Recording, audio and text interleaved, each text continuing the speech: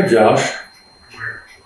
Oh, good, good. Okay, well, that's a good demo. I guess this means that we're on video. Okay, talk to you later. Bye. In its day, that was considered state of the art from about 1947, 48. This is a Western Electric 302 with an F1 handset. And these were manufactured by Northern Electric and Western Electric, mainly Western Electric in the United States. Northern Electric was for Canada, but they were both Bell equipment manufacturers. And what happened for this was that there was an old ringer box that we'll show you later. It was attached to just a regular set. But what the design of this one was that was so unique is that they were finally able to make it compact enough to put the bells inside. And therefore, everything you would need to be able to call or receive a call was in this one little unit. And they produced these by the millions. And there was also another type that would be similar to this. It was for a wall set. That was good for smaller spaces like a kitchen or something where you needed a phone on the wall. Anyway, that number that was just dialed is Liberty 2368. We'll show you later how that call was made downstairs when we get to the switch. When you want to make a call on a rotary phone like this, you pick up the receiver and you'll hear this. That's a dial tone, and that's telling you that the equipment is ready to receive your call if you start dialing. So I'm going to dial 2369, and this is what you will hear.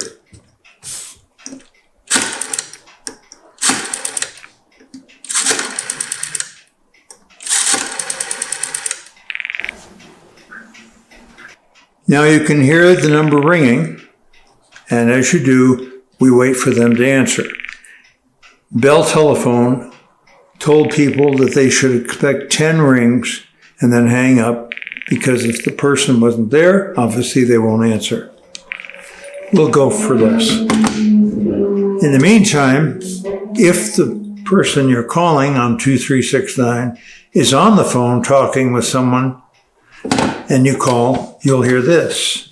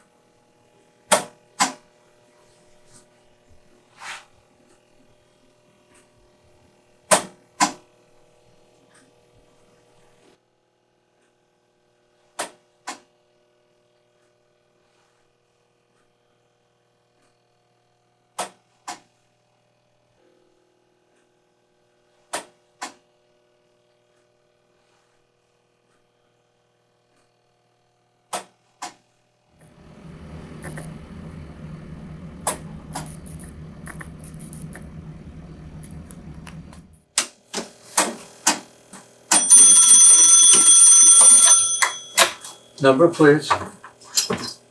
Thank you.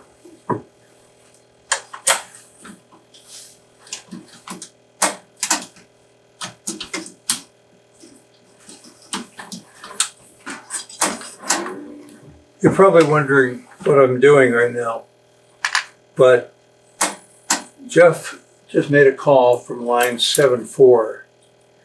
That means he turned the crank, and as you saw the drop come down, that indicates that somebody's calling for a call to another line.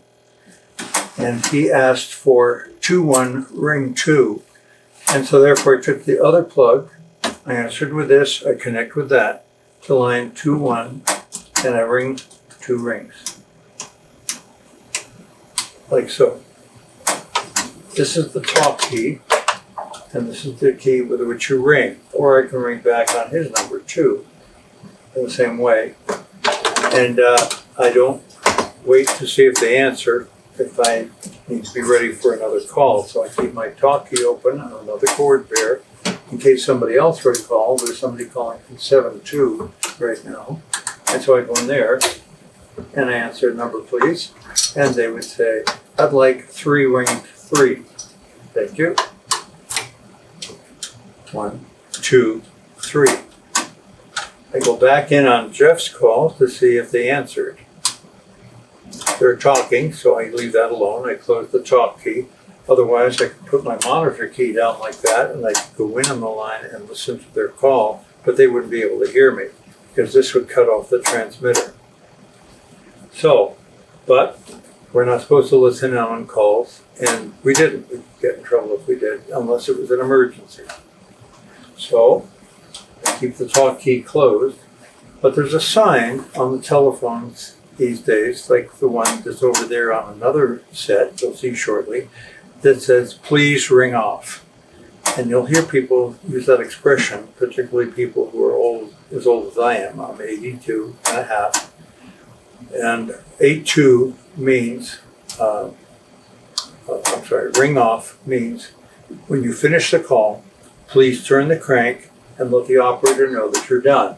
So when Jeff is done with this call, he will turn the crank on line 7-4, and it will tell me down here that he's finished the call. All right?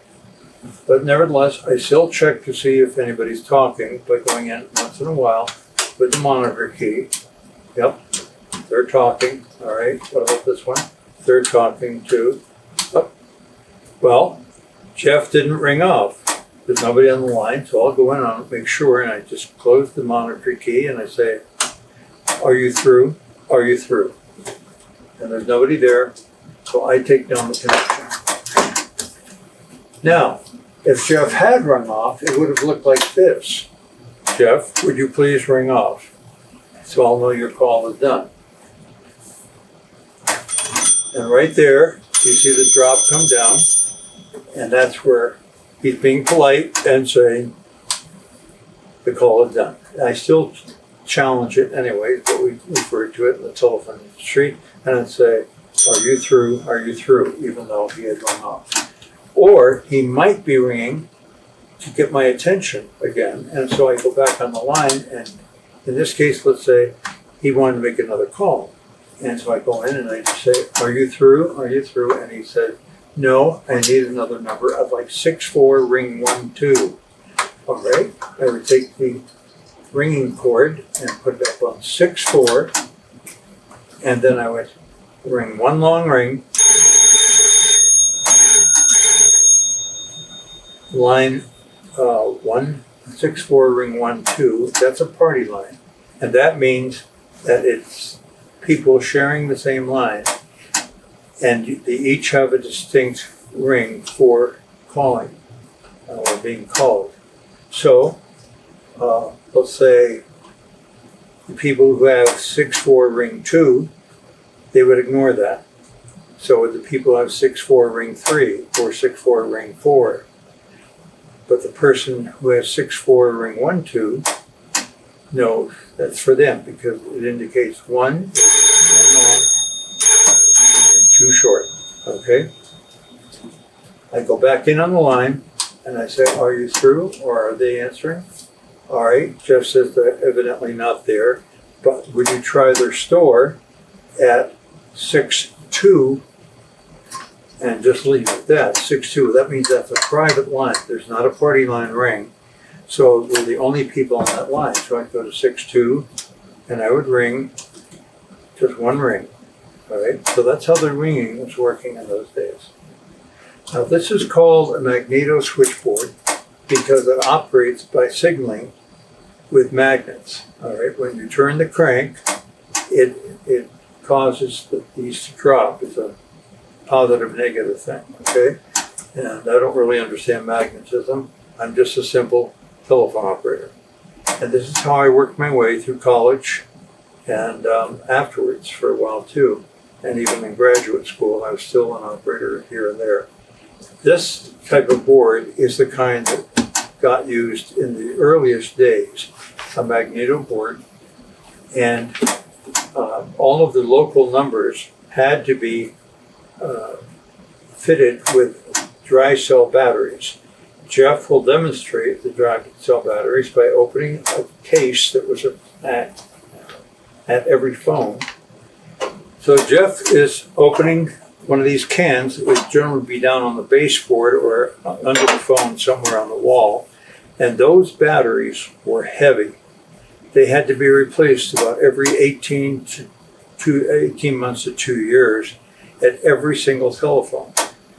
You see, the crank was just to generate the signal, but the voice circuit had to have batteries, and these were big batteries, all right?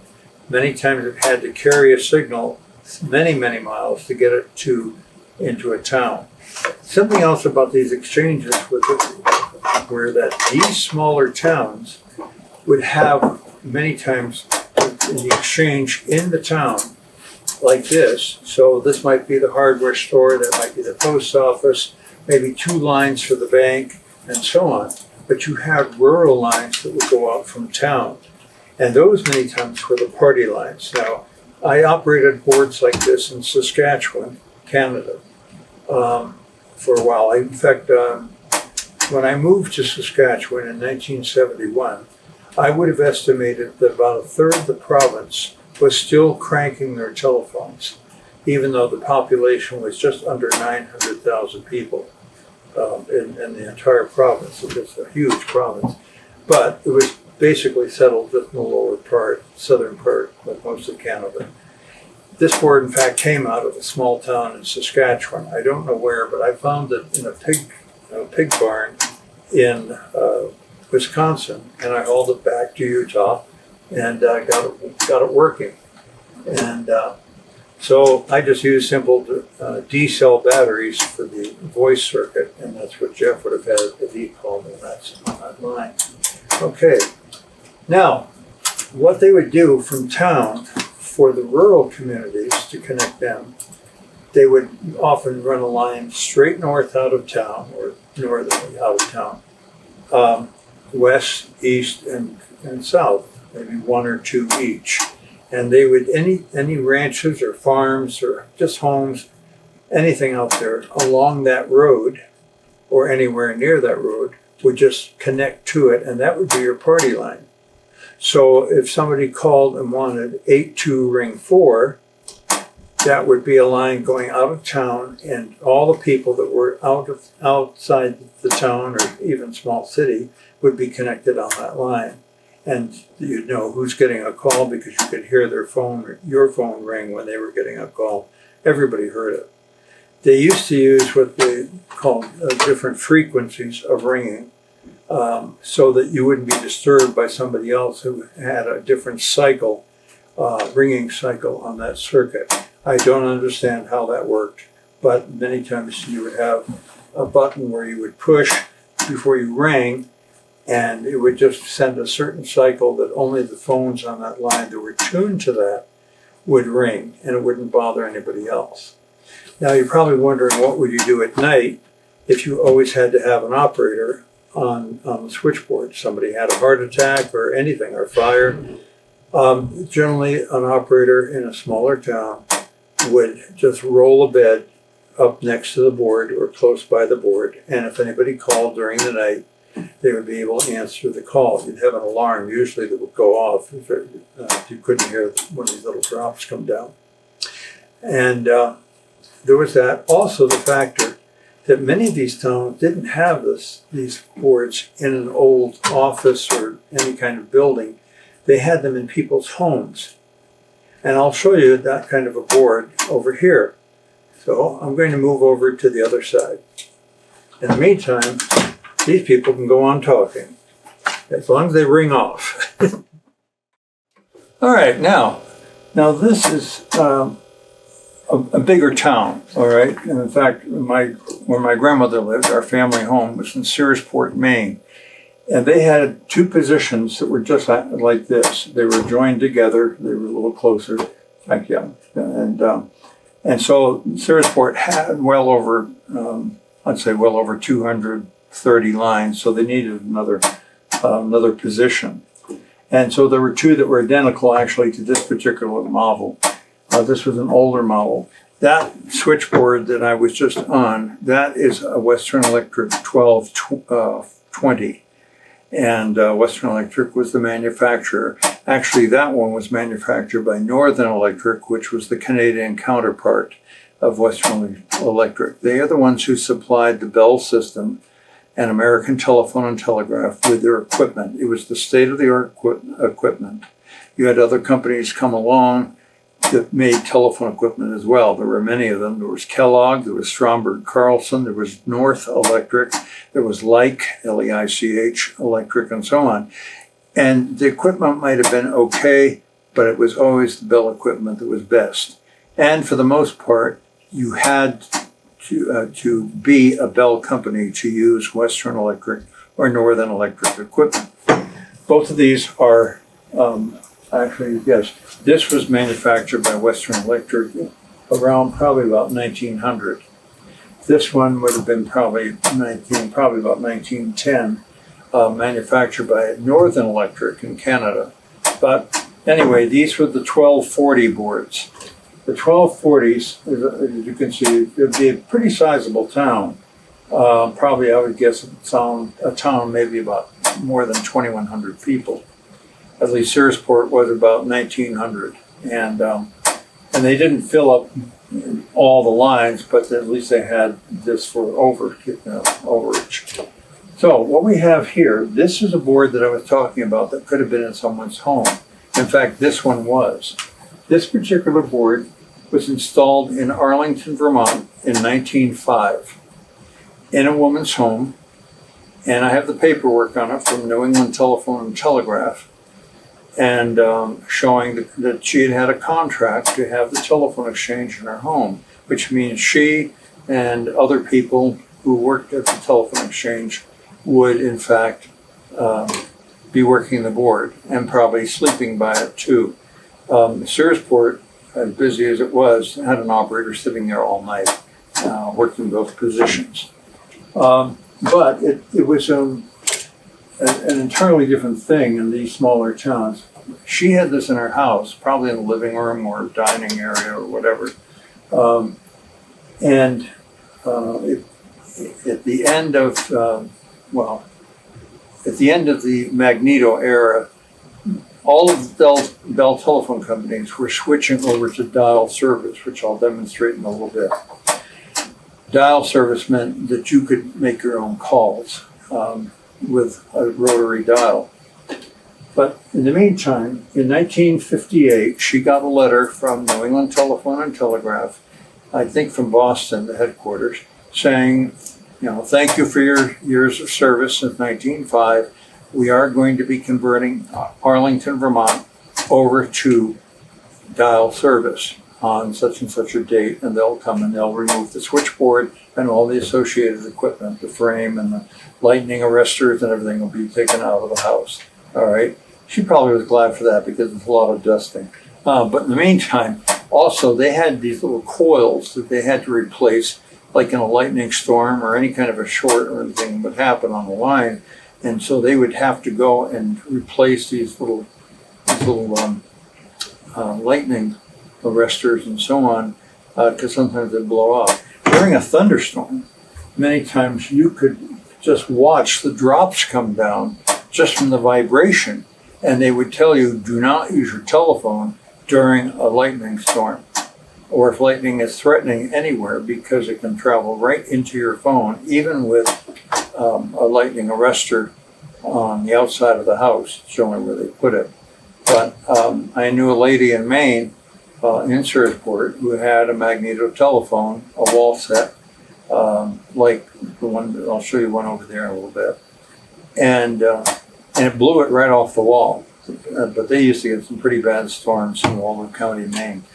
Anyway, so this was in service. And the thing that's remarkable about this board is the artist, Norman Rockwell, lived in Arlington, and this was the telephone exchange that served his Magneto telephone.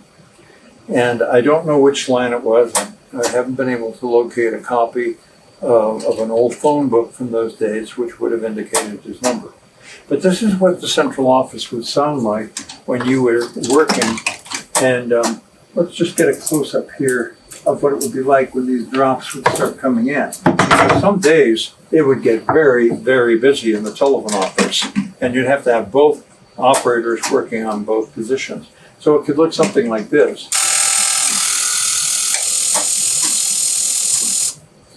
And that's people ringing in, or it could be a long-distance call coming in from somewhere, and they wanted somebody locally. Oh, there's another one coming in there from somewhere, and but you can see the drops coming down, and that indicates people are calling. All right, wanting a number of some kind. Now, if it was a party line, what you might run into would be something like this.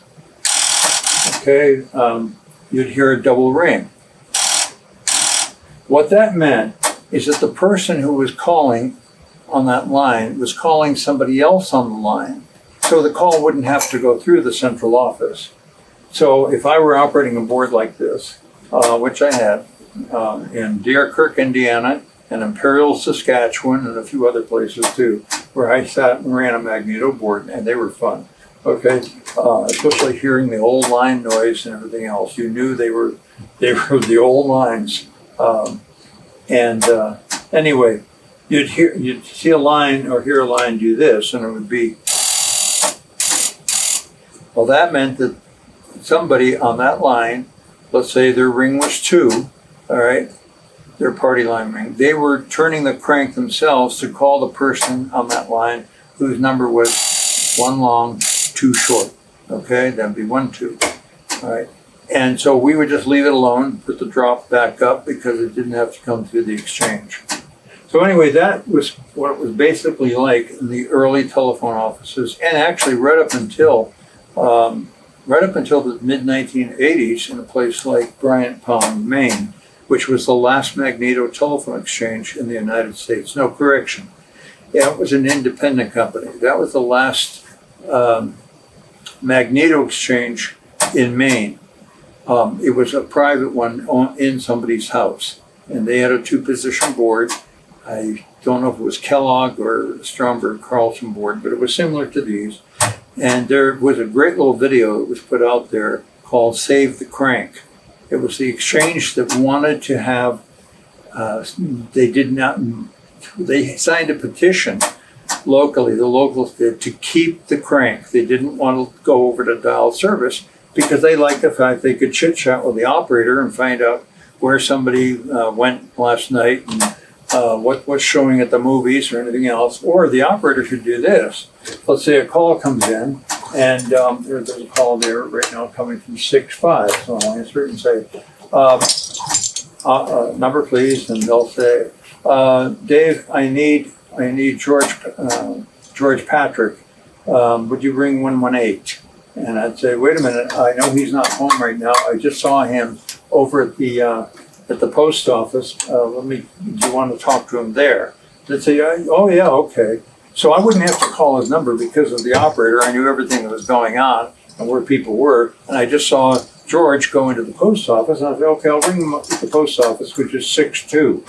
And then I just ring the post office like that. And they'd say, oh yeah, George, here's a call for you. That's the way it was in the smaller towns. And Bryant Pond, Maine didn't want to lose that. In fact, a lot of towns didn't. But in the name of getting more technical and connecting the whole world, they had to have a uniform system. So here's what came next. Now, as an operator, you always had to have your talk key open and ready to take a call. We didn't sit just idly by to wait for a call, okay? When you worked for the phone company, or like I did, I worked at the Yale University switchboard for a number of years, actually 7 years. You always, because it was a busy board, you always were ready to take a call. If there was nothing going on, you still sat with a cord in your hand to answer anything that came in, and the talk key open. Now this board is different. This is called a common battery board, and here's why it is that. As you saw Jeff demonstrate with the batteries when he showed you one of those dry cells. What happened is just having a telephone lineman or repairman or anybody go to all these phones to change the batteries. They decided, why don't we have the talking power, the battery, in the central office and just fan out across the exchange. And so as they did that, they were able to reduce an awful lot of equipment and trips to each phone, unless it was a problem, one was out of order or something. So what happened is the talk circuits, the talking circuits, the power was all coming from a battery somewhere in the central office. Therefore, when a person picked up the receiver, it would light up on the board. There's a call right now. So I'll answer it and say, number please, and they will tell me what they want. We'll say they want number 83. All right, so I'll plug in to 83 and I'll ring 83. The little light that's on there indicates that they have not answered yet. All right, but I would just keep ringing that number manually. It didn't automatically ring. And in the meantime, let's say another call came in here, and so I'm prepared for it. And let's say it's 93 is calling. So I'll answer 93 even though the light didn't come on, but that's okay because these are dummy boards actually. And this one wants a toll call to another exchange.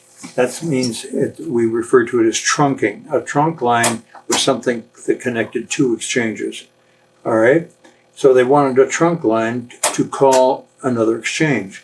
Okay, now, this call, these people are not answering, but I'll say, I'll go in and say, I'm sorry, your party is not answering. And he says, I'd like number 86, please. And I'll say, just a moment, I'll try that number for you instead. So I'll put the plug into 86 and I will ring. And as I ring it, it turns out Jeff just happens to be there and he'll pick it up and you'll see what happens. Pick it up now. All right, that's what it should be doing.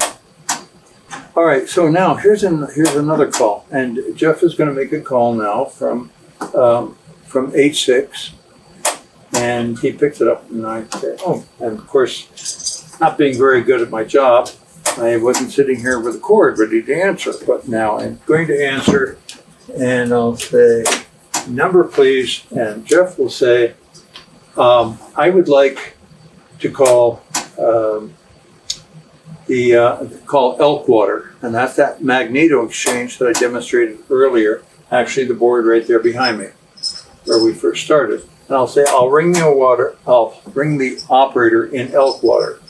And so I put the plug in Elkwater, one of the Elkwater circuits, and I ring it. And it lights up, or it doesn't light up. The drop comes down over there telling the operator in Elkwater there's a call coming through on that trunk line from Star City. Star City. Okay. So they all had exchange names, and it's been so long since I've demonstrated the museum, I actually forgot my own exchange names. But anyway, these are the various exchanges that I have kind of put together down here.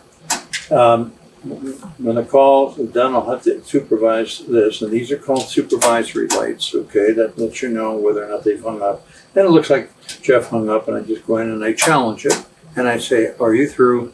Are you through? Okay? And you'd always take down the cord that was for the longest circuit. In this case, even though he was calling from here in town, this one was going to another town.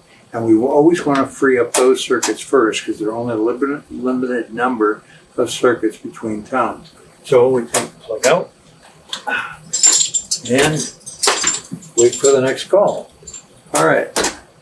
Now that'll take care of this board, and then that's a typical common battery exchange. Now about this board, I found this at the telephone show in Abilene, Kansas, probably about 25, maybe 30 years ago, a long time ago anyway. They had an annual telephone show, and guys had come from all over the country and cellular stuff that were collectors and all that. And a guy wheeled this in. It was my first time at a phone show. And fortunately, I brought my pickup truck. And he wheeled this in. He had picked it up from a hotel in Kansas City. It was the hotel board, actually, but it still demonstrates what would go on with a common battery board. That's where you still had to have an operator complete the call, but at least you didn't have to put these huge batteries on each line. Okay? So, next I will demonstrate how they were finally able to get a customer to be able to make their own call without an operator. All right, so now I was going to demonstrate something about some of these telephones, because while we were looking at the switchboards, these are the phones that were used many times to call. First of all, I did want to show you this. I found this in an antique shop in Cornwall, Ontario, and they had no idea what it was. And I said, oh yeah, I said, this is a British-made thing, telephone exchange. And they said, how? And I said, very simply. I said, it was probably in a person's home in a little town here in eastern Ontario, or maybe over the line in Quebec. It was really close to the Quebec border.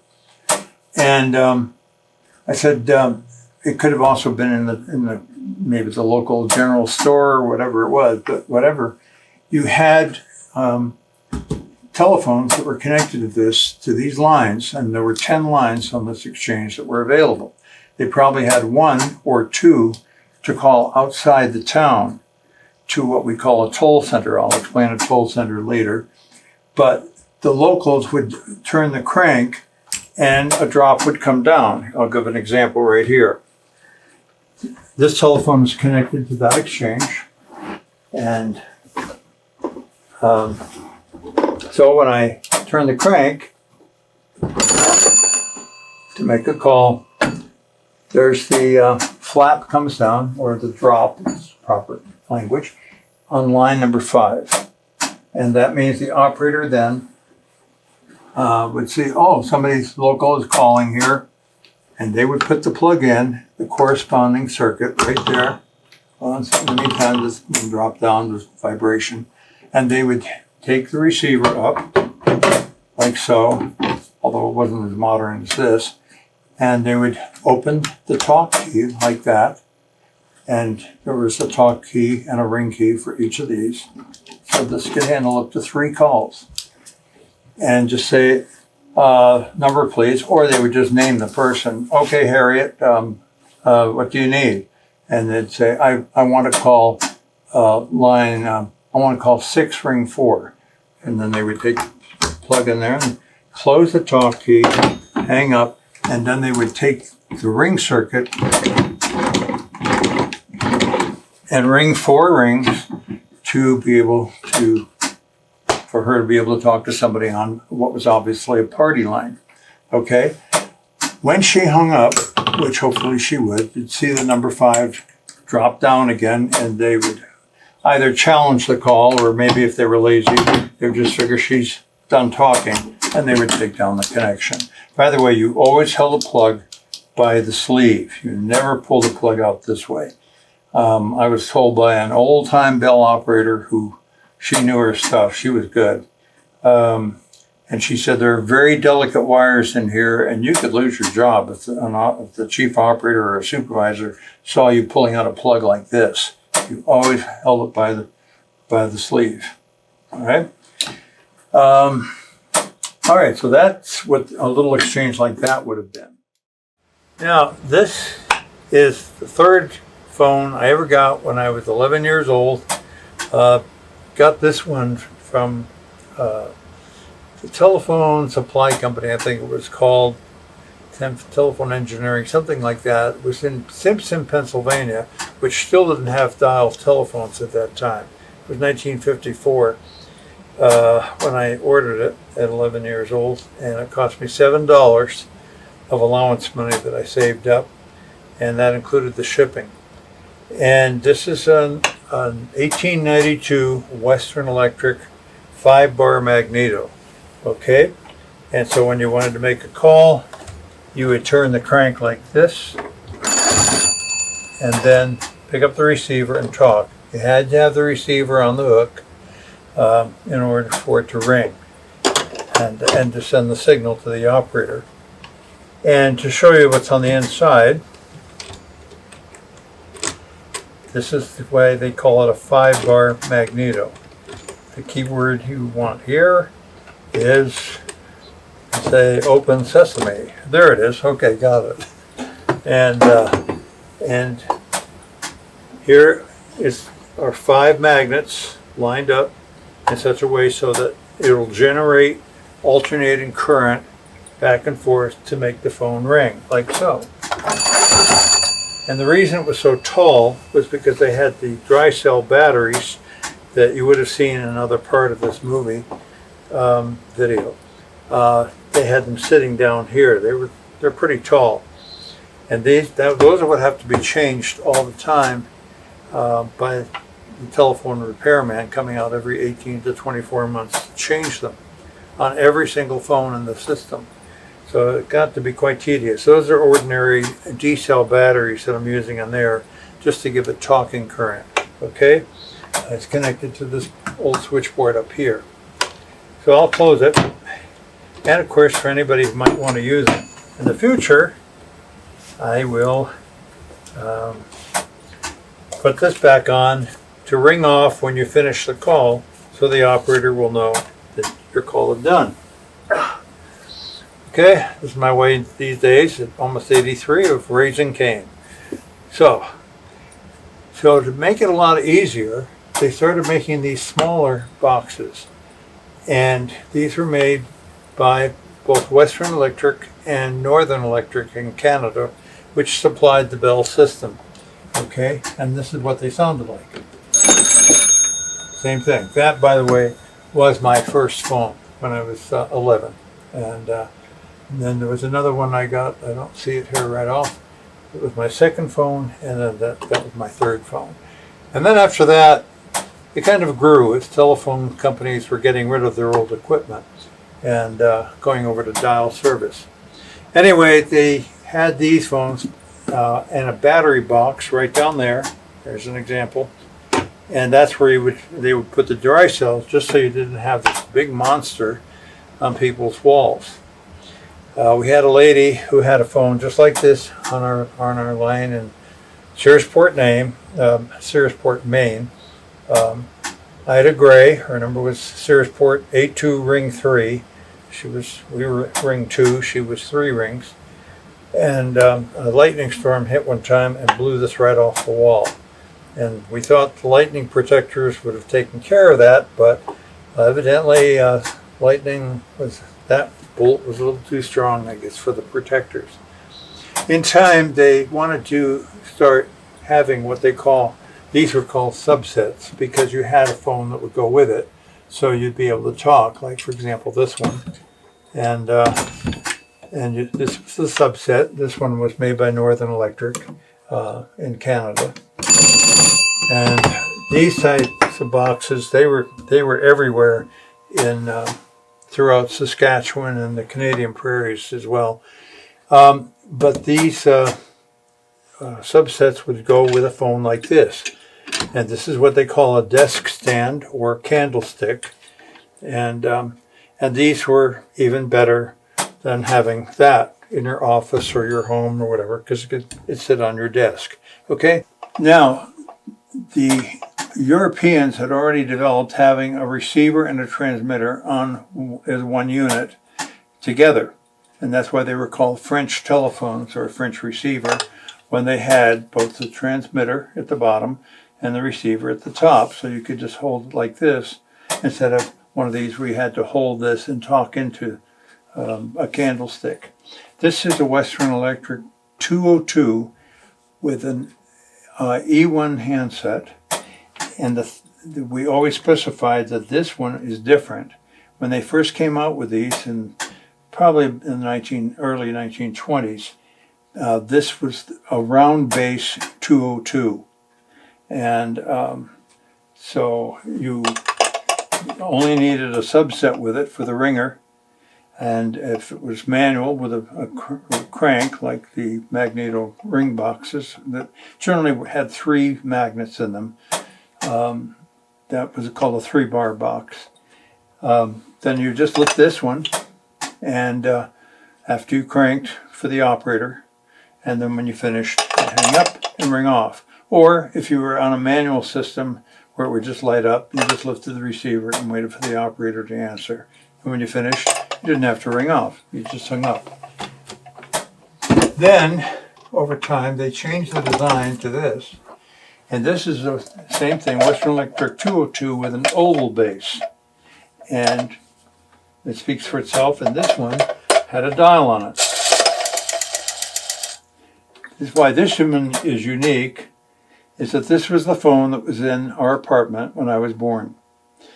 This is the Western Electric 202 with an E1 handset, oval base, and it was the number on it was at the time was New Haven 51943. And the way I could remember that was because that was the year I was born. And eventually they switched us over to 2 letters and 5 numbers, so it became Locus 2 1943. And you dial the L and the O, which is a 5 and a 6, and then 2 1943. And that's because they needed to have a greater range of numbers because they were getting more and more phones after the war. Anyway, so this is what we used to talk, whether you're calling for groceries or that once a year call when you dial operator and say, I want to call Searsport, Maine, 82 ring 2.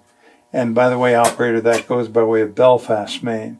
Belfast was the toll center that would connect to all the little towns around it, like Searsport and Swanville. Actually, Swanville was part of the Belfast Exchange, but other places nearby, I think Stockton Springs and even Camden might have gone in there when the dial operator would go to Belfast. So those are the 202s. Then we have the 302s, and I will find one. Oh, there's another one in much better shape, by the way, for a 202. And here were the 302s. And it's the same principle as the other. You just lift the receiver and wait for the operator to answer. The difference between these, the 202s and the 302, was some engineer at Bell Labs in New Jersey decided, you know what, let's combine the ringer and everything into one phone instead of having a subset. And this is when they first came out with these, probably about 1937. And of course this is waiting to have a dial put in it, but many times they would use this in a hotel as a hotel phone or whatever. And so I have one with a regular cord that they had, the old cloth cords, and then one with a coiled cord. And this was a big deal because it saves space because the thing would just retract when you'd go to hang up. All right. After that, we had the Western Electric 500 sets. And we have one in here that's going to be a little dusty because I haven't cleaned in a while. Now this is a Western Electric 500. And it also had the bells inside and so on. This was a much lighter receiver. You pick it up and you could just feel like, wow. And I remember the first time I ever picked one up was in my junior high school. I had to call home. And so I went to the principal's office and they had it there. And I just picked up the receiver and I thought, wow, that is so light. And they just, everything was quieter. You didn't hear the ticking of the dial. And these were good little phones, but also a little bit heavier. And, but the transmission on those was excellent. And they were state of the art. Now, I'll show you what the independent companies came up with. So what we had then were Bell telephones were being made at Bell Labs. They had ones all over the country, but their labs to perfect them. The factories were all over, but the Bell Labs were actually in northern New Jersey. And they were manufacturing actually state-of-the-art equipment. The best equipment was Bell equipment, but it was only for Bell telephone companies. And the Bell telephone companies were, I'll start from the east, were the New England Telephone and Telegraph. So that was Maine, New Hampshire, Vermont, Massachusetts, and Rhode Island. Then you had Southern New England Telephone for Connecticut. And you had Cincinnati and Suburban Bell Telephone for Cincinnati in that part of Ohio. And I think it might have overlapped, a little bit into just over the river into Kentucky, like Erlanger, Kentucky, I think, possibly. Southern New England Telephone and Cincinnati and Suburban were both semi-Bell companies, but they were allowed to use the Bell equipment, okay? And then other Bell telephone companies were New Jersey Bell Telephone, New York Telephone. They didn't put Bell in that name, but they were Bell Company. They had Diamond State Telephone in Delaware.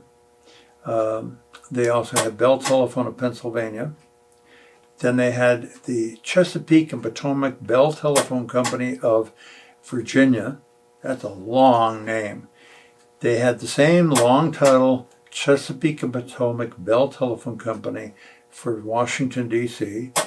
And then again, we'll just say C&P Bell Telephone Company for Maryland. And then they also had it for West Virginia. Okay, that was a lot to say, especially if you were answering the telephone at the office, the business office, so having to say all that. They'd have to just say, telephone company, whatever. Then there was the Southern Bell Telephone Company. Southern Bell covered North Carolina, South Carolina, Georgia, Florida, Tennessee, Kentucky, and Alabama, and Mississippi, and Louisiana, and Arkansas. No, take that back about Arkansas. I think they were Southwestern Bell. And then after you had Southern Bell Telephone, then you also had Northwestern Bell, which was not what you think it was. It's not the Northwestern coast. It was actually Wisconsin and Minnesota, and I believe also North and South Dakota, and Nebraska and Iowa. And then you had the Southwestern Bell, which would have been Texas and Arkansas and Oklahoma, and I believe Kansas. Then you had Mountain States Telephone and Telegraph, and that was a huge area from literally from border to border. That was Montana, southern Idaho, Wyoming, Colorado, New Mexico, Arizona, and Utah. Northern Idaho was part of Northwest Bell Telephone, I believe it was, Northwest Pacific, which would have been Washington, Oregon, and northern Idaho. And then you had Pacific Telephone and Telegraph for California, and I think those are pretty well the boundaries I can remember. Nevada had its own Nevada Bell. Now, Nevada Bell served places like Reno, but it did not serve Las Vegas. Las Vegas was an independent company. And I'll go on to say this, there were a slew of independent companies that had gone on springing up everywhere. So just because you had, we'll say, Southern New England Telephone, a Bell company in Connecticut, there was still an independent company there called Woodbury Telephone in Woodbury, Connecticut. And Woodbury had magneto telephones until about 1953. And when they wanted to make a long distance call, they went to Waterbury when they would ring the toll center to make a call, okay, outside Woodbury. Eventually they went to Dial, and I think they got absorbed by some other company. But Woodbury was an independent company. There was another one that was in Connecticut, but their exchange was actually in Rhode Island. and that's Pawcatuck, Connecticut, which is right down in the very southeastern corner of the state on the coast. And they were served by Westerly Automatic Telephone Company. Westerly, Rhode Island, had the exchange in Westerly, but you would barely cross a stream or something to be into Connecticut, like, we'll say, Pawcatuck, maybe parts of South Stonington or whatever. And again, that was independent territory. So this is how the independents would work, but they could not use Bell equipment for many decades. They had to have their own. And so the independent manufacturers started making really imitations of Bell telephone equipment. So the independent companies said, we need a phone equipment, but we can't use Bell, and they won't license us to use any of their stuff. So they had to develop their own through companies like Kellogg and Like Electric, L-E-I-C-H, North Electric, not to be confused with Northern Electric in Canada, which is Bell. Stromberg Carlson was another one. Kellogg was a big one. And Kellogg made this one. This was, by the way, my second phone that I had in 1954 when I was 11. This is an old Kellogg, and this was an imitation of what Bell was using. Those two phones up there, in fact, 1, 2, 3. These 3 desk stands are all Bell equipment, okay? But this was the imitation, sort of. But of course, Kellogg would insist that it was just as good, but I have to admit, Bell was still the best. And then they had to do it when they started getting transmitters like this, and like the E1 handset and so on. And so they started coming up with imitations. Let me see if I can see one here. All right, here's an example of one right over here. They came out with one like this. It obviously is different, but this was made in Canada actually by Bell, but it was for the independents. All right, and these were used mainly in New Brunswick. New Brunswick was an independent company. It was not part of Bell Canada, not to my knowledge ever. And Prince Edward Island, I believe, had their own independent company too. Saskatchewan, Alberta, and Manitoba each had their own government system. So it was Manitoba government telephones, it was Saskatchewan government telephones, and they were using independent equipment. Now what happened, as these places gradually were being converted to dial service in the Bell companies, the old equipment that they had been using, good quality Western Electric stuff, would get tossed. Or they would just say to an independent company, would you like to use our equipment that we've pulled out of service? And I noticed that places like Molly's Falls Telephone Company in Marshfield, Vermont, was a neat little company with about 4 or 5 exchanges up there that were all magneto. They started using Bell boxes. And so I wrote to Gardner Hopwood. Oh my goodness, I remember his name. I wrote to him, and he was a very respected community leader in that part of northeastern Vermont. And I said, I understand that your exchange at Reigate, Vermont is converting to dial. I wonder if I could get some of your old equipment.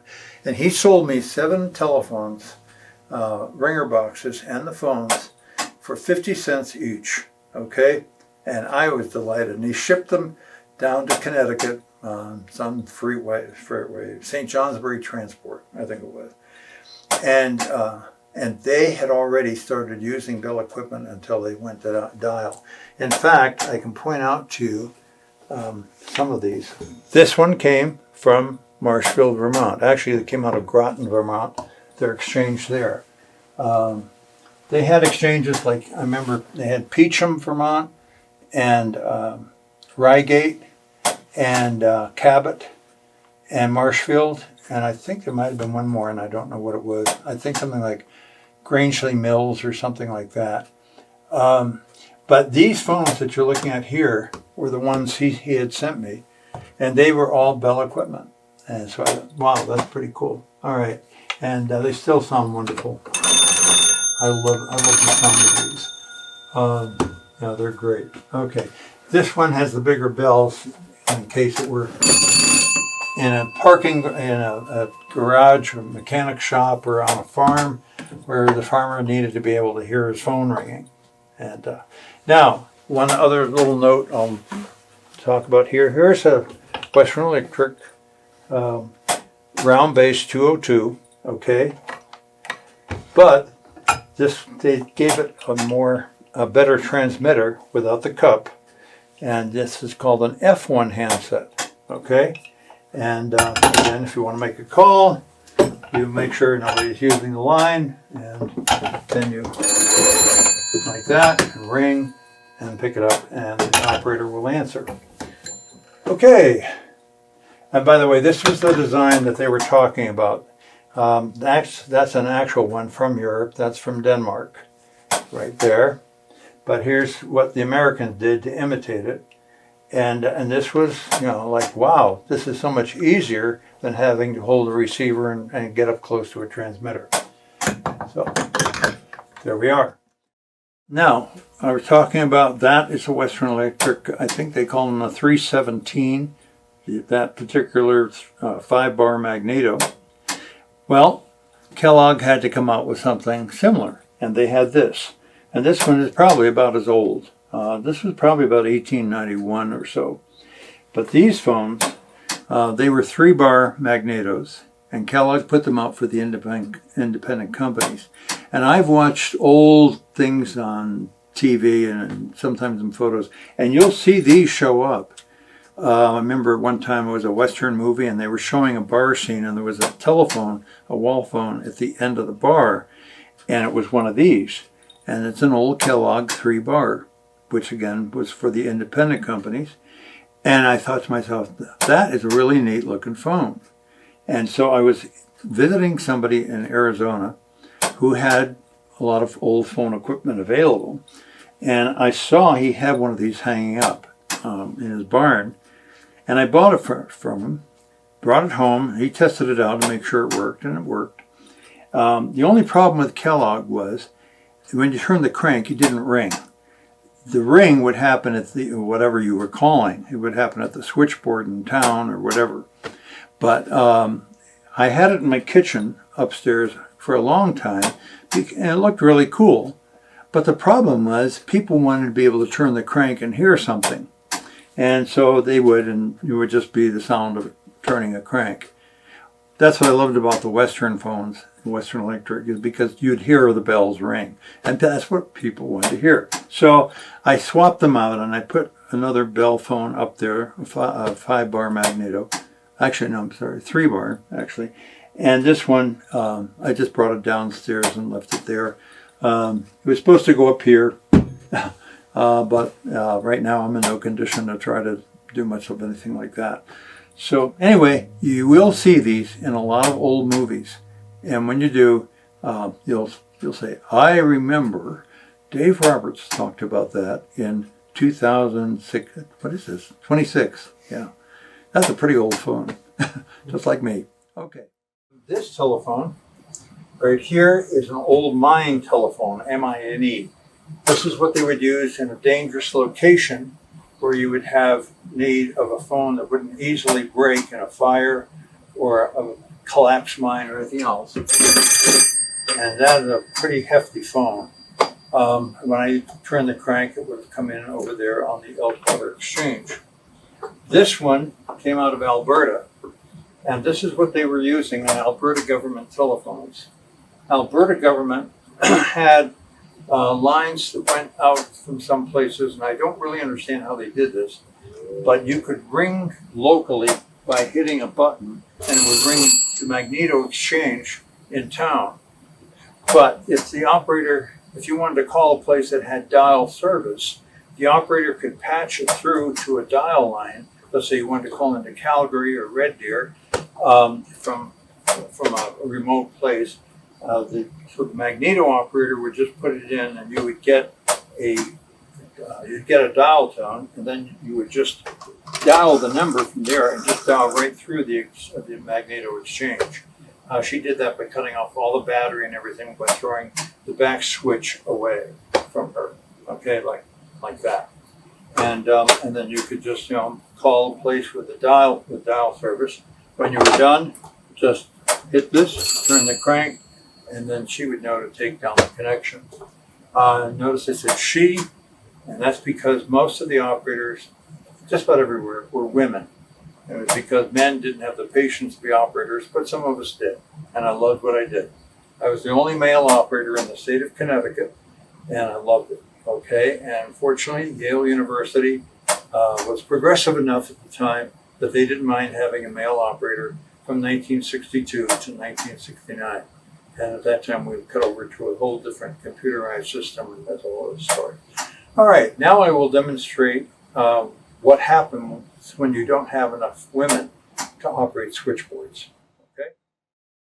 All right, now we had a dilemma as the telephone installations grew very rapidly, actually, particularly after World War I. They needed to find more and more operators to operate the boards. The boards were just getting bigger and bigger, just handling millions of calls. And finally, they went back to a system that had been developed believe it or not, in the early 1890s by a man named Stroger. And Stroger was a funeral director in Indiana, and he had a competitor in town whose wife worked at the telephone exchange. And any calls, or many calls, he never knew how many, no way to know, any calls that were coming for his business, she would put them over to her husband's funeral parlor instead. And so she was robbing him of business just by connecting it manually, a call to the competitor. So he devised a switch called a Stroger switch, and this is a Stroger switch. It's the same principle. It works on magnetism. Again, I don't really understand how that works because I'm not an electrical kind of guy. But what would happen is that a customer would pick up the receiver and they could make their own calls without the assistance of an operator. And so in this case, we're going to want to watch the switch right here. They would pick up the receiver and they would get a dial tone. You get the dial tone, and the switch that just operated right there, that's called a line finder. It senses right away through magnetism that there is a line somewhere in the bank of lines that needs to get a dial tone to indicate that the equipment is ready to take a call. And so when you pick up the receiver, the switch goes up and gives you a dial tone, all right, saying, I am ready for your call. So then you will dial number. In this case, we will dial 369, okay? So it'll be 3, 6, and then 9. And then you get the ringing signal. After a while, if they don't answer, you hang up and the equipment releases and waits for the next call. Now, if you call a number that's busy, they're going to hear this tone after you dial. In this case, it is 361. So I'll dial the 3, the 6, and then the 1. And I've got a busy signal. Okay, now let's say you wanted to call to a different exchange. Okay, and remember I was talking earlier about trunk lines or trunking. In Britain, they would call them trunk calls, okay? They're a little more formal about it, and it's calling from one exchange to another. Okay, I don't know where they come up with the name trunk, because all I think of is either something you ship something in or an elephant, all right? But I want to call a different exchange, and in this case, it's going to be this one up here I'm going to be dialing. This one also handles dial phones, but it also handles, is able to handle what we call touch tone, or through electronic switching, push buttons, okay? Anyhow, so what I would do is I would dial the dial and get the dial tone there, I would dial the trunk number. Now that dial tone indicates the call is ready to be processed in the next exchange. So we'll say this town is Liberty, and this one is Central Butte. Okay, that's right. I forgot these names. Central Butte actually was a town in Saskatchewan. And by the way, Elkwater is a town in Alberta. And I always like those names. I just thought they really describe where they are. Okay, I've been through those places, several times. All right, so now my telephone company allows me on the Liberty Exchange, that's this one, to be able to call for free to Central Butte. So I'll call a number in Central Butte, 107. All right. If I pick up the receiver, I get the dial tone from here, telling me it's ready to take the call. I hit or dial 7, and now I'm getting dial tone from here, and I will now call 107. 107. And it rings, and Jeff answers. Hello. Okay? Hello. Okay. Okay, talk, and then we hang up, and the equipment releases. The benefit of the electronic switch was that there were no moving parts. That came out, that came out of a small radio station, I think in Minnesota. And that one, that was just something they used within the office for their intercom or telephones within the office. So one extension could call another, and then if they dialed 9, you get an outside line with a dial tone like you'd get from the Liberty Exchange, and so on. But it had no moving parts, and I think that went back probably to about 1968, 1970. That's a guess. It's an independent company that made it, Panasonic. And but hey, this still works. But there's one trunk line between these exchanges. So if somebody else on this exchange where that one wanted to call in or out, the one line is already tied up. You're just going to get a busy signal. Okay. Now, let me explain something about pay telephones. Okay. All right. Now, what do you do when you're not at home and you need to use a telephone? We have what we call pay telephones.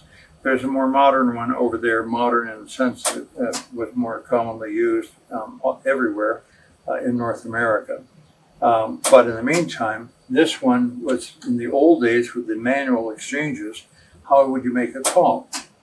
Well, it's going to cost something, and at that time, telephone, a local call, calling within your local calling area was a nickel. It was a nickel in New York, it was a nickel in New Haven, it was a nickel everywhere. Then it went up to a dime, okay, to make a local call, just to meet costs. And these boxes were made of steel, so that they couldn't easily be broken into. And a telephone man would come around once a week and get with a key and get the money out of the phone, take it back to the central office, and they would record how much came from that particular telephone. That would give them an idea about how many calls were going through from there and whatnot. Anyway, so how did you know, and I dropped the dime, which is an old expression that means to call the police. It's to drop a dime at a payphone. I don't know if you knew that, Jeff. It was actually, you'd hear it in old movies and stuff, and somebody would say, yeah, she dropped the dime on him, meaning she called the cops on him, all right? And so you'd want to make a call, and you'd pick up the receiver, and the operator would answer operator, and it was an indication, like on that board there, that this was a call coming from a payphone. And so the operator knew you were going to have to pay for this call. So you would say, I'd like to make a call to, we'll say Cincinnati, and the operator would say, all right, that will be, let's see, how much do I have? That will be 65 cents for the first 3 minutes. All right, so thank you. So she would complete the call and then ask you, before you started talking, to deposit 65 cents after the party answered. So you take these coins, and you put it in, and this is what you're going to hear. This is the sound of a quarter. This is the sound of another quarter. This is the sound of a dime. And this is the sound of a nickel. So a quarter was one bong. That sounds weird. And then a dime was two ding dings, and a nickel was ding. The operator would hear the tone of each one and mark down how much you would put in. And some people used to use a slug for a nickel that fit perfectly. And so after a while, they had to devise telephones, payphones that could detect when it was a slug or a real nickel. And so anyway, and then when you'd finish the call, you'd hang up. And if there was overtime, the operator would ring back or whatever, and or you just stay on the line when you were finished, and the operator would say, you talked 1 minute over, please deposit another 15 cents. And so you put in 15 more. Now, what if you made a call like that and you didn't pay? Then they would bill, the phone company would bill the number that you called, and then if the person you called protested and said, why am I paying for this call?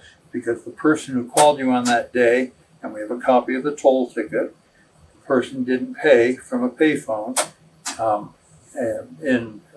we'll say in Dayton, Ohio, and you have to pay for it, okay? They might protest, but if you protested too much, they could take your phone service away. It was a monopoly, all right? I remember one person I knew it was in New Haven or East Haven, Connecticut, and they had sent in their payment by mail to the phone company for the month, and the phone company lost the payment. They didn't have any record of it. They cut their service off for non-payment, and the person, out of principle, the customer, said, I'm not going to pay my phone. I've already paid my phone bill. The phone company lost it. Unfortunately, it was Southern New England Telephone, which was a good company. They were one of the best, actually, I have to say. But the phone company said, no, we're going to have to cut off your service. So what they would allow was they would allow calls to come into them, but they couldn't make any calls out. And then finally they found the payment. It had gotten buried somewhere at somebody's desk, and they found it, and I guess they allowed them to have free service for several months or whatever. Back in those days, phone service wasn't what we would consider much now.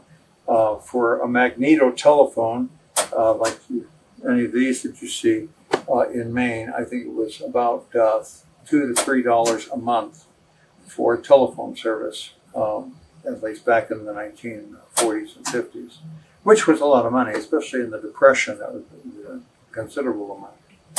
All right.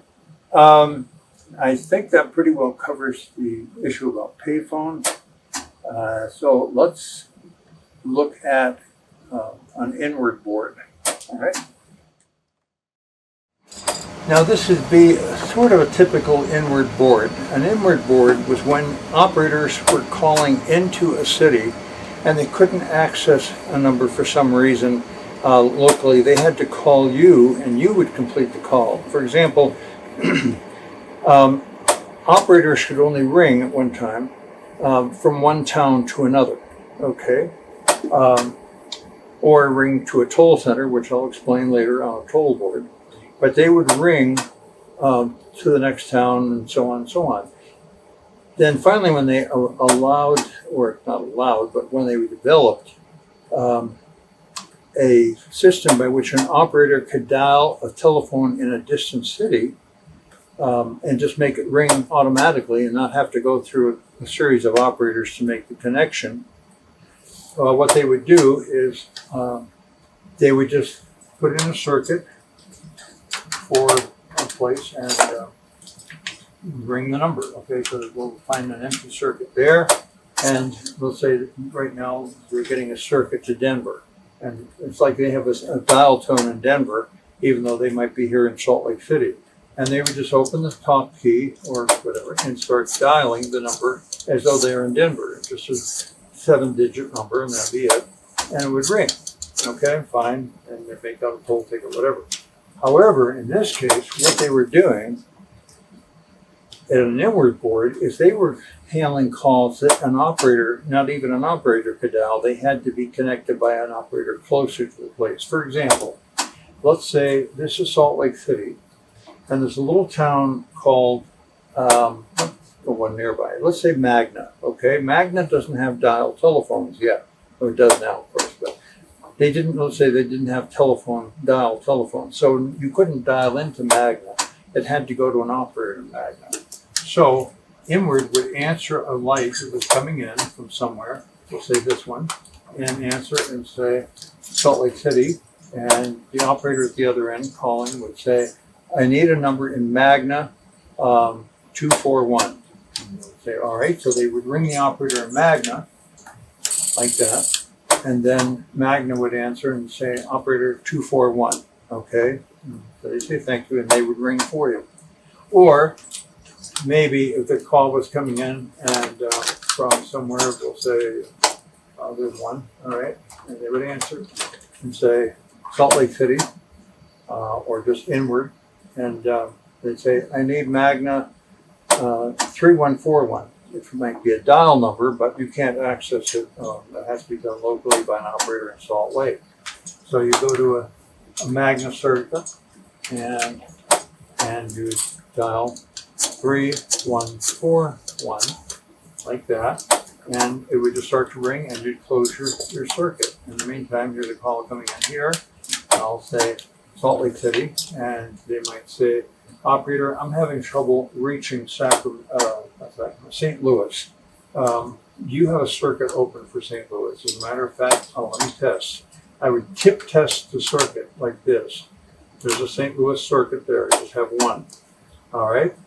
And I would tip test like this and say, I don't hear, if anybody was using, any operator was using that line directly to St. Louis, I would hear a click. Clicking noise, and that meant the line was busy, so I didn't have to go in and interrupt the call like that. But I'm not hearing a click.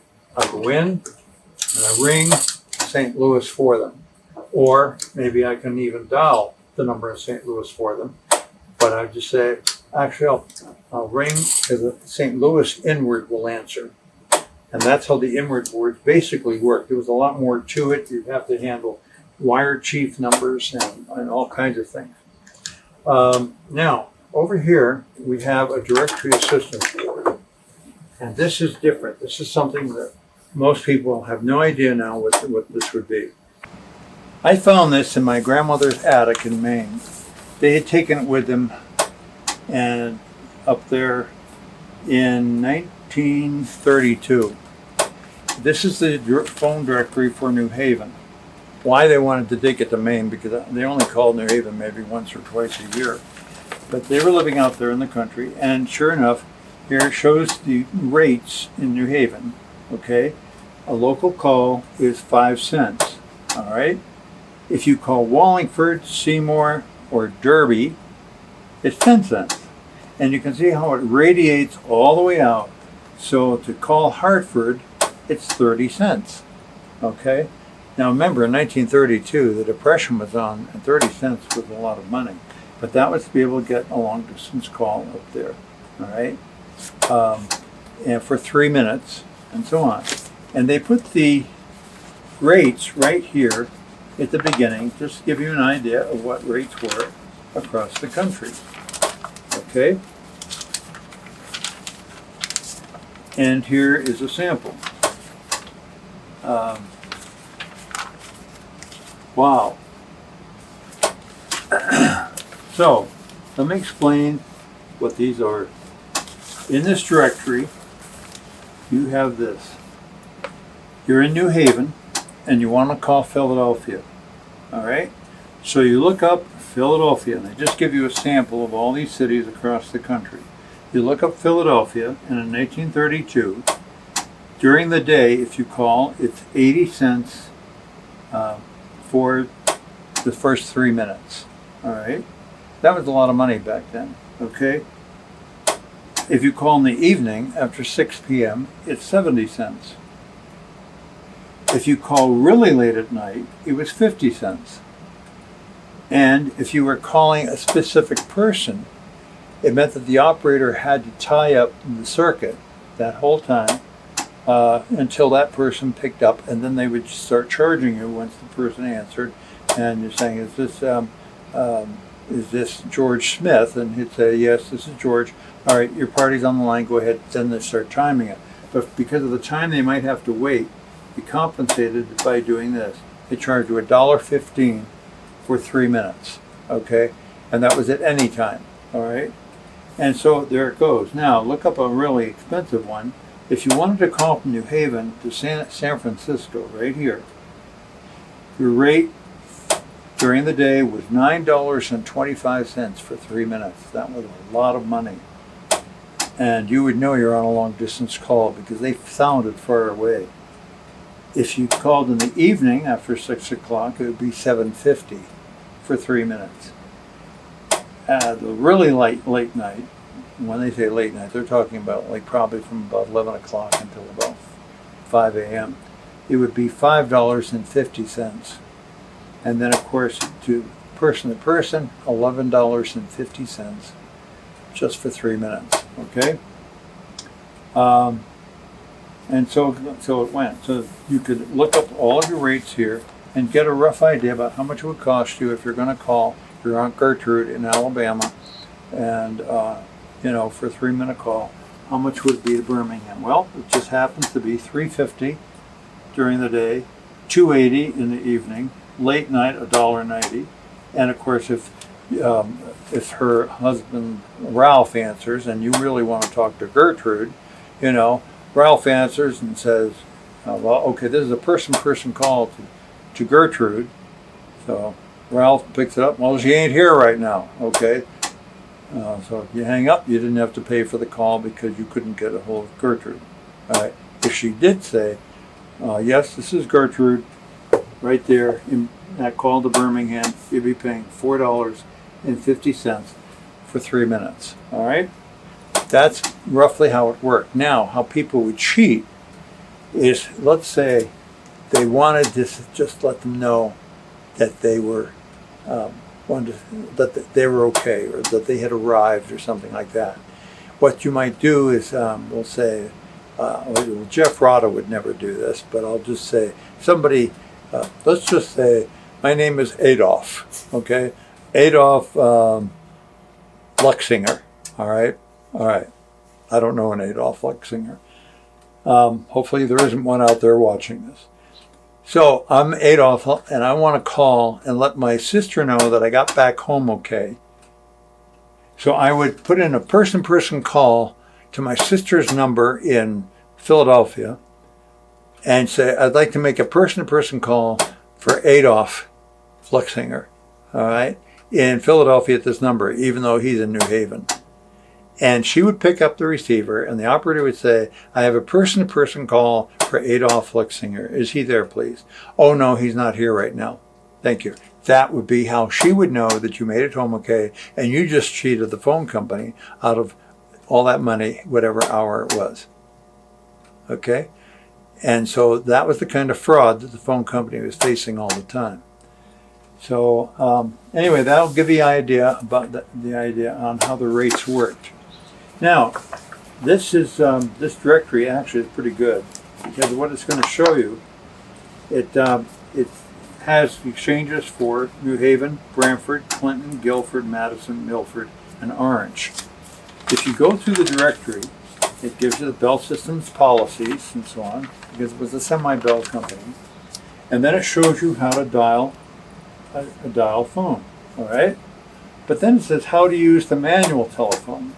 And basically what it's saying is, here are the directions. If you want to call a number 456, you say it letter or number by number. I'd like 456, please. You don't say 456. And that, or 1, 2, 3, 4, ring 2, you would say 1, 2, 3, 4, ring 2 to the operator. All right? And so that's how they explain use of manual telephone. And you can tell this is how you would talk on most of the equipment they would have had in those days. Then there's more determining long distance rates and so on. And There's more and more information about the rates. And then you get into the New Haven Exchange, okay? And so it starts listing all the people in here and their address. So here is H.D. Ackley, all right? And residence, the little R means residence, 129 Marvel Road, and then there's his 5-digit number. And his number was, all right, there he is, 32317. So you dial that. Our number for the phone I showed you earlier was 51943. It would be in here somewhere, I think. I'm not sure. I won't look for it now. But then you get into the smaller towns, and what do the numbers look like? So how about this? Here's the Milford Exchange down the coast, and look at the numbers here. 103 ring 4, okay? 1172. These aren't numbers you can dial. These were all manual handled numbers, exchanges. And that was the exchange for Milford, which was a pretty good sized town. That would have been a big board in Milford to handle all that. Then you look at Orange, Connecticut, and that's pretty small. But Orange back then wasn't very big. And also in the Depression, a lot of people didn't have phones. They couldn't afford it. But here were the phone, the names, and of course the addresses. Okay. Let me see if there's anything else here of interest. So that one, when they converted it to dial, it would have been 5 digits, and then they eventually gave it the 2 letters and 5 numbers, which were Trinity 4 and Trinity 8. So, yes, now here's another exchange. This is Madison, Connecticut. Again, another manual exchange. So you wanted to call Reverend Arthur F. Maybon, who lived at 61 Grove Avenue. His number was 33 ring 2. And that meant that he was on a party line, and his ring was 2. Somebody else, if you want to do the search through here, you'll see 331, and then just see who had 331 ring 3, and so on, and 1 long, 2 short, and so forth. So here's Clinton, Connecticut, same thing, manual exchanges. Guilford, Connecticut. I remember when Guilford was still manual. They cut over to dial service, I would guess probably about 1952 or 3. And so it went. That's a sample of the old directory. Now, look at this one. I found this in an antique shop in Regina, Saskatchewan, June 1960. I didn't realize that I'd be going through Saskatchewan 4 years later on a train, not realizing one day I'd be living actually up in Saskatoon. But here, every single exchange, this is the area around Regina, not the city of Regina, but it was around the city of Regina. You had towns like Imperial, and it said continuous service. That meant that the operator was always available. Look at the phone numbers. Let's see. United Grain Growers, the number was 22. Okay. George Stratton's residence was number 90 or 90. I ran that switchboard on April 1st, 1971. I was passing through and I noticed that they had all this open line wire on the highway. And I thought, I'm going to just sit down and visit the exchange in there. And then it was in a lady's home. I have a couple of photos of it. And she said, oh, you want to run the board? I'll go make some tea. And so I said, okay. So Imperial, Saskatchewan had not gone to Dell yet in 1971. So this was 11 years before. And I sat down and I ran this board. And so I would have been using these numbers. The callers would have been. But every one of these, Hanley, Saskatchewan, same thing. All these little towns, Govan. I don't think there was a dial phone anywhere in 1960 in these exchanges. And when it says continuous service, that means somebody was there at the switchboard all night. Now this one, Dubuque, I don't remember that town, but Dubuque Rural Telephone Company. That was an independent company, okay?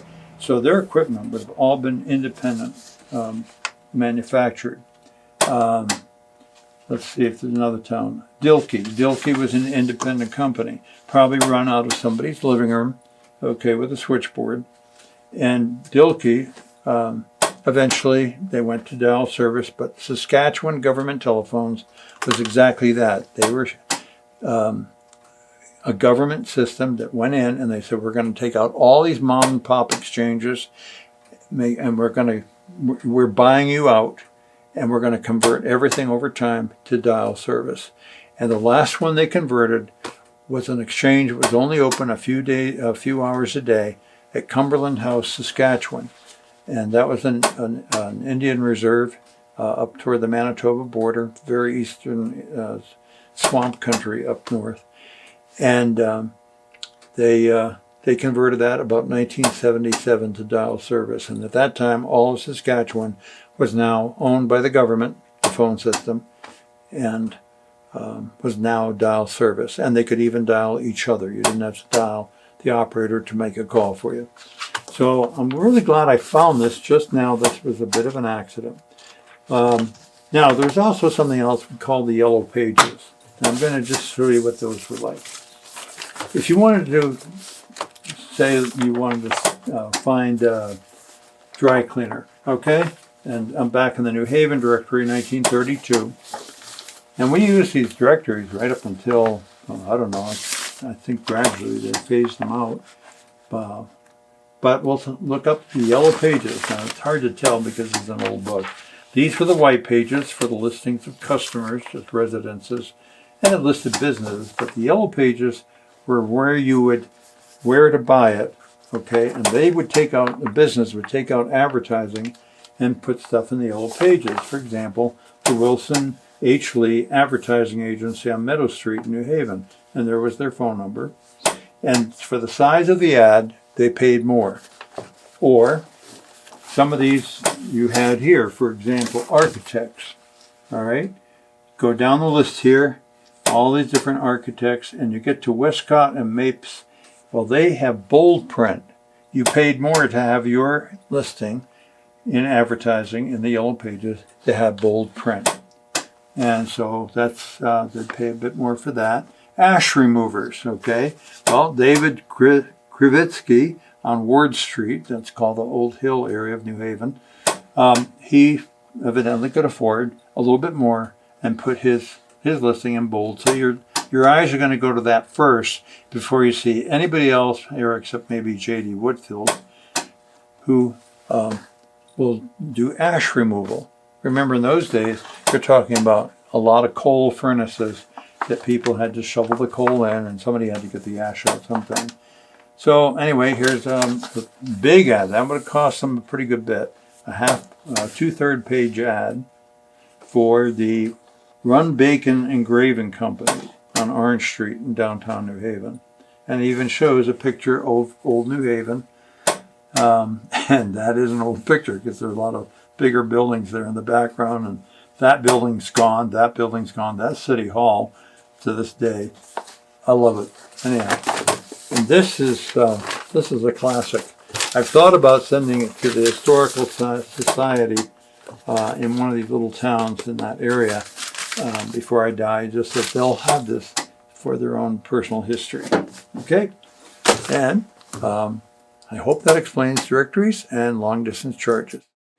Also, there's one other thing here that you might find interesting. I was talking about companies other than Western Electric and Northern Electric that built equipment. You also had all these other companies too, and some of them came up with some pretty wild phones. Actually, some of these are from overseas. For example, this one is from France. I think it's an ugly phone, but so whoever designed it in France thought it was really beautiful, I guess. And you pick it up, and in this case, the light would go on the exchange over there. And it had kind of a loud, clacky dial. But that's what happens when you have the government running the phone company in France. This is Britain. And Jeff, you might want to bring this particular phone because this has the real British telephone sound like you hear, especially in the old British movies. And so if you want to put a plug into 9.3, and while he's doing that, I'll explain these are the phones that were used in Britain all during World War II with the spit cup and stuff. If you see the other board where the light is, yeah, just put a plug in there and when, I'll tell you when to ring it. Okay, there you go. Nice bright light too. Yeah, okay, Jeff, if you put on the headset, you'll be able to hear me, but don't bother. All right, so these were nice old British phones, and they were everywhere in Britain. Even also, you'd find them in East Africa and the colonies as well. So this is what it sounded like when you would ring it. All right, now in Britain, it's a double ring. You'll always hear it in the British movies, and it goes ring, ring, and then ring, ring, and I mean, it's hardly a pause between them. It must be very annoying, but they're telling you, you can get to the phone now, or otherwise this is going to annoy you for some time. So just do a ring, ring, ring, ring. Keep going. Okay, there you go. All right, that is the sound of Britain and the entire Commonwealth almost, and that's what they sound like. They did not use these in Canada. All right, but you had others that were spin-offs from the Western Electric 302 or whatever we were doing, and this one has a dial tone. I didn't know if that was manual. Okay, but I forgot when I wired these up many years ago, about 40 years ago. These were wired up. So. Yeah, being this lame, I don't get down here to be able to do anything with these anymore. And then you just have these various models here from the independent companies. This one from Norway is really unusual because if you get a close-up of it, you'll see something really strange. All these other phones, you have one and then you have zero. Okay? Whoops, there's a sticky dial there. Same with France, one here and zero there, which means it's pulsing each time. But this one from Norway has the zero in the same place, but they have a 9 up here where the 1 goes, and then a 2 is 8. It's just a total reverse, and it makes no sense at all why they did this. There's got to be a reason, but it wasn't just Norway. New Zealand did it as well. So the pulsing would be all messed up. In the central office, the phone number says to dial a 1. When you dial 1, if it's marked here, it's going to give 9 pulses at the post office. I say post office because that's where they had telephone exchanges. In Britain and the Commonwealth, New Zealand and so on, generally the telephone offices were in the same office as the post office because the government ran both. I think there were only 2 independent companies that were in Britain, and I'm trying to remember which what towns they were. Right now I can't. Anyway, so these are what you'll have found around the world if you've traveled. This one in particular has a grievous history. This is what was used in Nazi Germany, and also elsewhere too, in areas around what was related to Germany. But it was mainly through the Nazi era that you would see these in use. And if you see old Nazi movies and stuff like that, you'll see phones like that. That's what that was. And it has a tragic memory for somebody like me who's been to Auschwitz, and I saw the results of what Nazism did. All right, I think we are done in this room. All right, now when I was showing you the inward board out there, it just showed 2 positions. And actually, in a central office, a large telephone company office like that, you would actually have a whole long line of those boards. Those were just 2, and they were called multiples above, which means the light that was coming in there was also coming in farther down the board there and there and there. So that any operator who was available to grab a call would pick up what we call grab a light, And as soon as she put the plug in, the light all the way down the board would go out. But it just showed the same call coming in maybe 8 locations all the way down the board. And so that's what they meant when they would talk about the multiple. And we had those when I worked at the board at Yale University, same thing, where the light that was there was showing up there, all the way down a 6-position board. And it was a number 12 Western Electric switchboard, beautiful big old thing. You had to climb up on a stool to work on the exchange. Or you could put the chair back and just stand at the board if your back was hurting or you just needed to stand. But they were big, and they were big that way for a reason. They were really tall, the number 12s were, because you had cords that had to be very long to be able to reach down the board or way up or something like that. Later on, Western Electric and Northern Electric and Bell Labs developed what they called the 3CL board. And this is a 3CL, and the L meant that it was a lower board. Why? Because you had smaller plugs, to start with, but also the weights and the length of it did not have to be as long because everything was pretty well contained to this height. So you didn't have to go way up and all that sort of thing. You could have a board that was, at this level. So that's what was meant by the L at the end of a 3CL. All right, now this is a typical 3CL board. This is actually the toll board. It was at Montevideo, Minnesota. I know it should be Montevideo, but in Minnesota they call it Montevideo. All right, so we'll stick with Montevideo.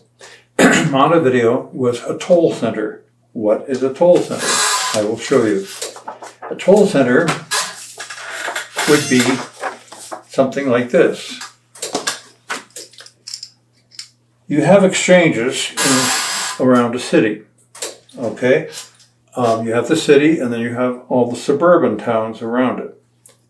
And what you would do is you would have the lines to make a long distance call all go into one place. So if, let's say you were in West Haven, Connecticut, and you wanted to call East Haven, Connecticut, you didn't necessarily have direct lines, and maybe in later years they might have had them, but you didn't have direct lines all the time from one town to another, because otherwise, if you tried to interconnect every town with each other, you couldn't do it if you had direct lines.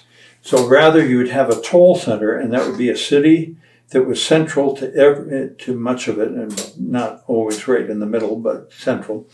And they would bring the lines in from these exchanges. So when you dialed operator, it would go from West Haven, it would go into New Haven. And New Haven had a toll center on Court Street. And it would go generally 24 hours. It would go up to the 10th floor in this huge toll center. I have photos of it with operators just everywhere, just taking calls. And I mean, it just ran the whole length of the room and then an L shape and went the other way. And they had the inward board right across from it. I could draw a map of it sometime. And now it's all senior citizen housing. They just pulled all the equipment out of this 10 or 12 story building that's still there. But anyway, then if you dialed operator, we'll say from New Haven, it would go into New Haven to Court Street. But if you were in Guilford and dialed operator, it would still go into New Haven. If you were in Madison and dialed operator, it would actually go probably to Saybrook, because there was a toll center there, and Saybrook would have been a lot closer to Madison, Connecticut. And so that's how they did this. So all over each state, you had toll centers. For example, in Saskatchewan, there were 10 of them throughout the province. And in Saskatchewan, the distances between towns was a lot greater. That's one of the reasons why, I don't know if you've ever been to the Canadian prairie, but there are very few trees out there. In fact, just about none in the southern part of the province. And they have the fastest running dogs in the world because it's 50 miles between trees. Jeff didn't get that. What I'm saying is there were great distances in Saskatchewan. And so they had to scatter these toll centers all around because you'd have spring water way out in the western part of the province. And when they wanted to make a long distance call, the local customer would dial a crank. I have a picture of the exchange. And there was this little switchboard in this lady's dining room. And I got a picture of her at the board, and she would answer. And if they said they wanted to call Prince Albert, Saskatchewan, she would put through the plug to Saskatoon, which was her toll center, which was like 2 hours away on this little rural line. It goes all the way down, metallic circuits, open line wires, all the way into Saskatoon. As it got closer, it probably went into a cable right in and in through the city and right up to the toll center in Saskatoon. And then the operator in Saskatoon would connect her to the number in Prince Albert. Okay, and then they'd be able to talk long distance. So long distance was that which pertained to making a toll call or a long distance call to another place, and you're going to have to pay for it. That's why it's called a toll call, T-O-L-L. All right. So this is how it worked. In Connecticut, you had a toll center, for example, here in Connecticut, in New Haven. You had another one in Bridgeport. You had one in Stamford. You had another one here, I didn't mark it, but in Norwalk. There was one there. There was one in Meriden and Hartford and Torrington and Waterbury. So if you were in Woodbury, Connecticut, or Prospect, Connecticut, and your dial operator, it would go to Waterbury. All right? By the way, Woodbury, I don't have it marked on here, but Woodbury was right about there.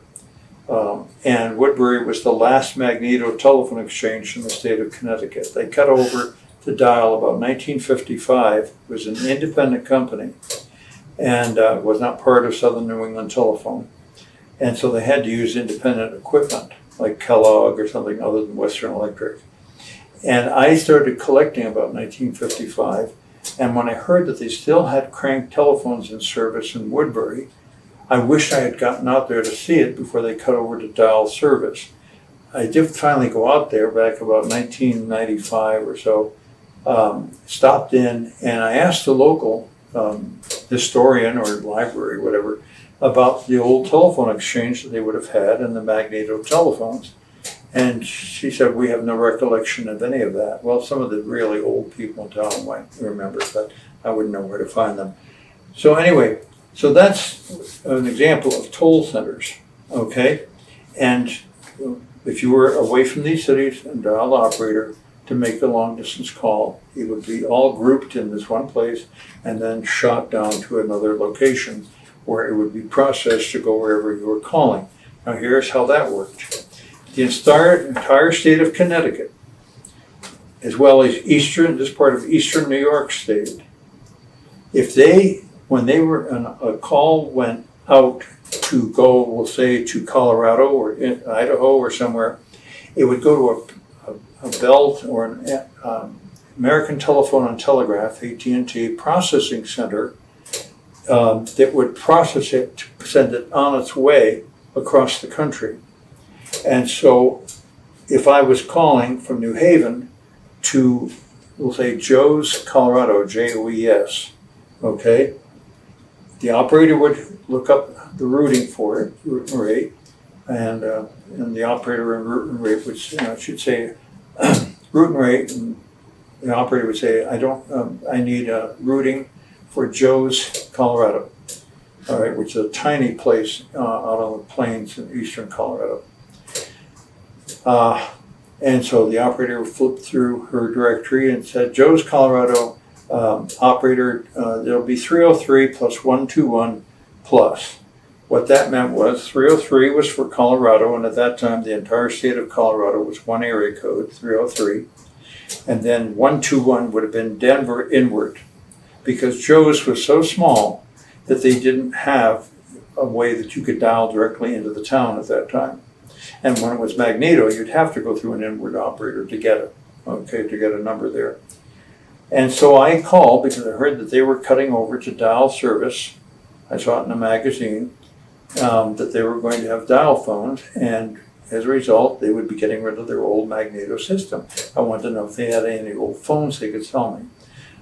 I called out there, and because the time of day was in the afternoon on a business day, I'll explain that afterwards, it was $3 for the first 3 minutes, okay? Just for them to answer the phone and say, we don't have any of that equipment, or when we do, we'll let you know. Well, they never did let me know, okay?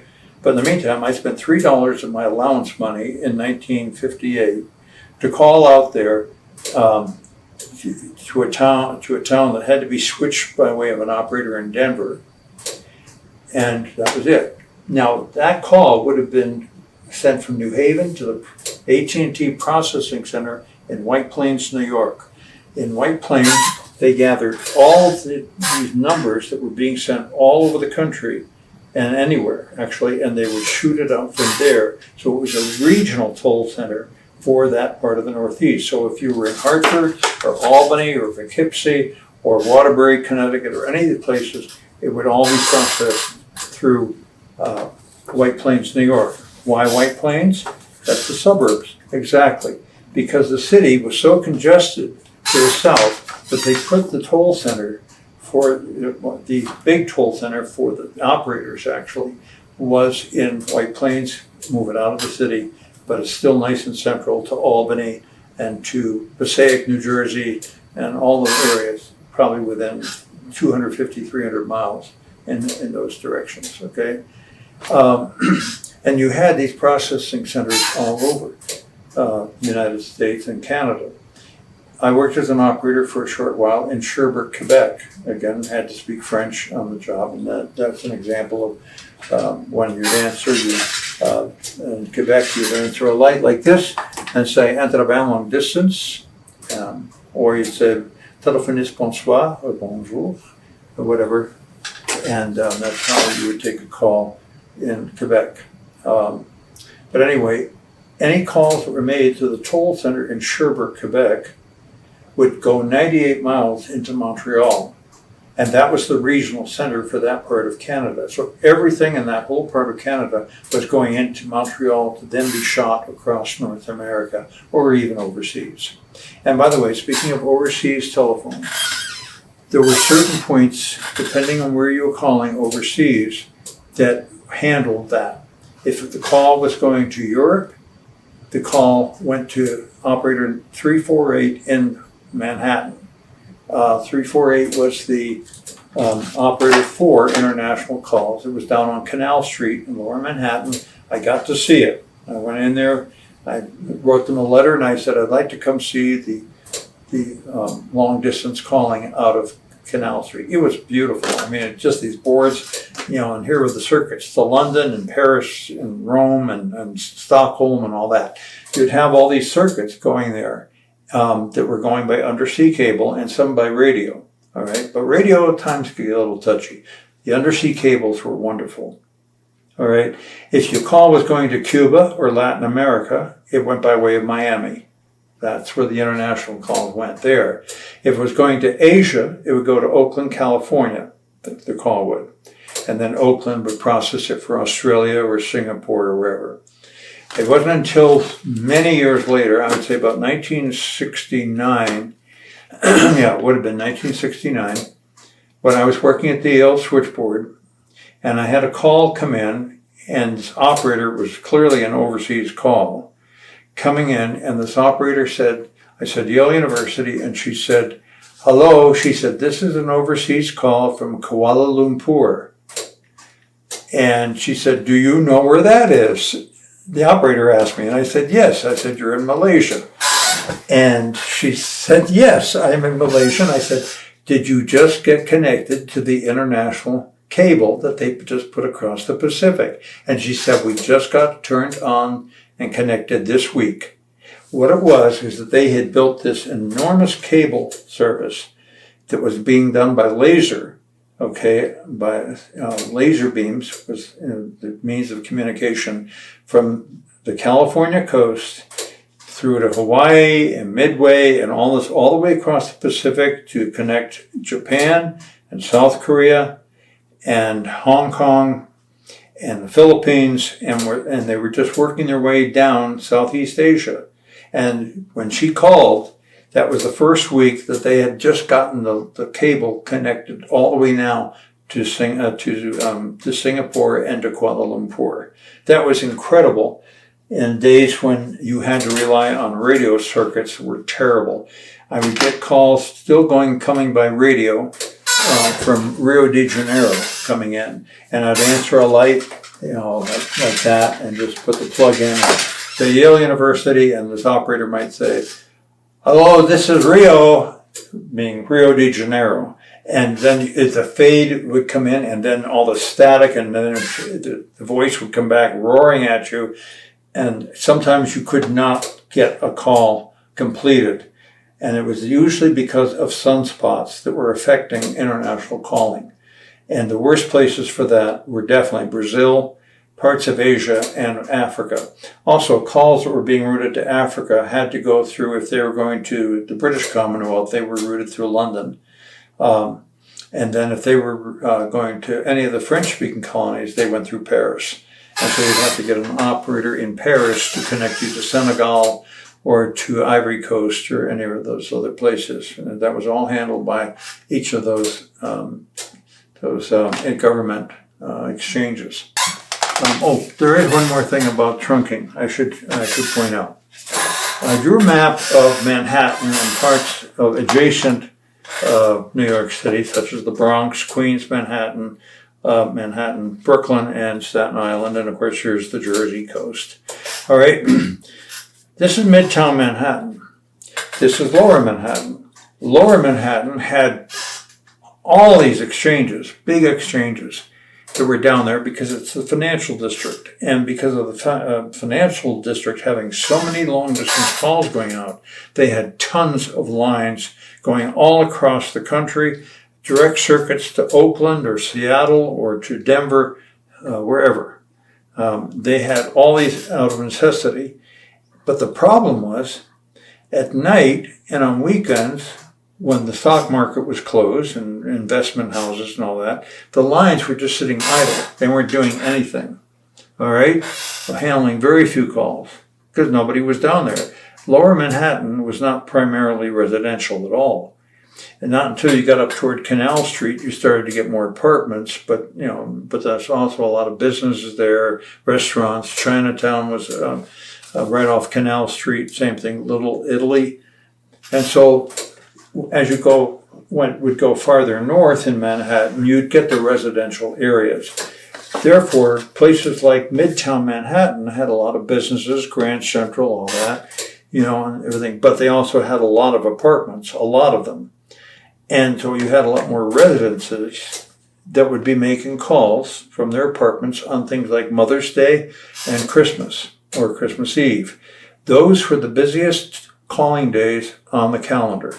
And at that time, they would call in all the operators to come in to work the boards because they were so busy with Mother's Day calls and Christmas Eve and all that sort of thing. And and days when they had a lot fewer circuits, like in the 1930s and 40s, you actually had to book a long-distance call ahead of time. So you might call the week before Christmas and say, "I'd like to make a call to Lincoln, Nebraska on Christmas Eve," and the operator would tell you, "Okay, I can book it for this time. Please be available at your phone at that time," because they will complete the call and then they will call you, say, "I have your party on the line in Nebraska." Okay?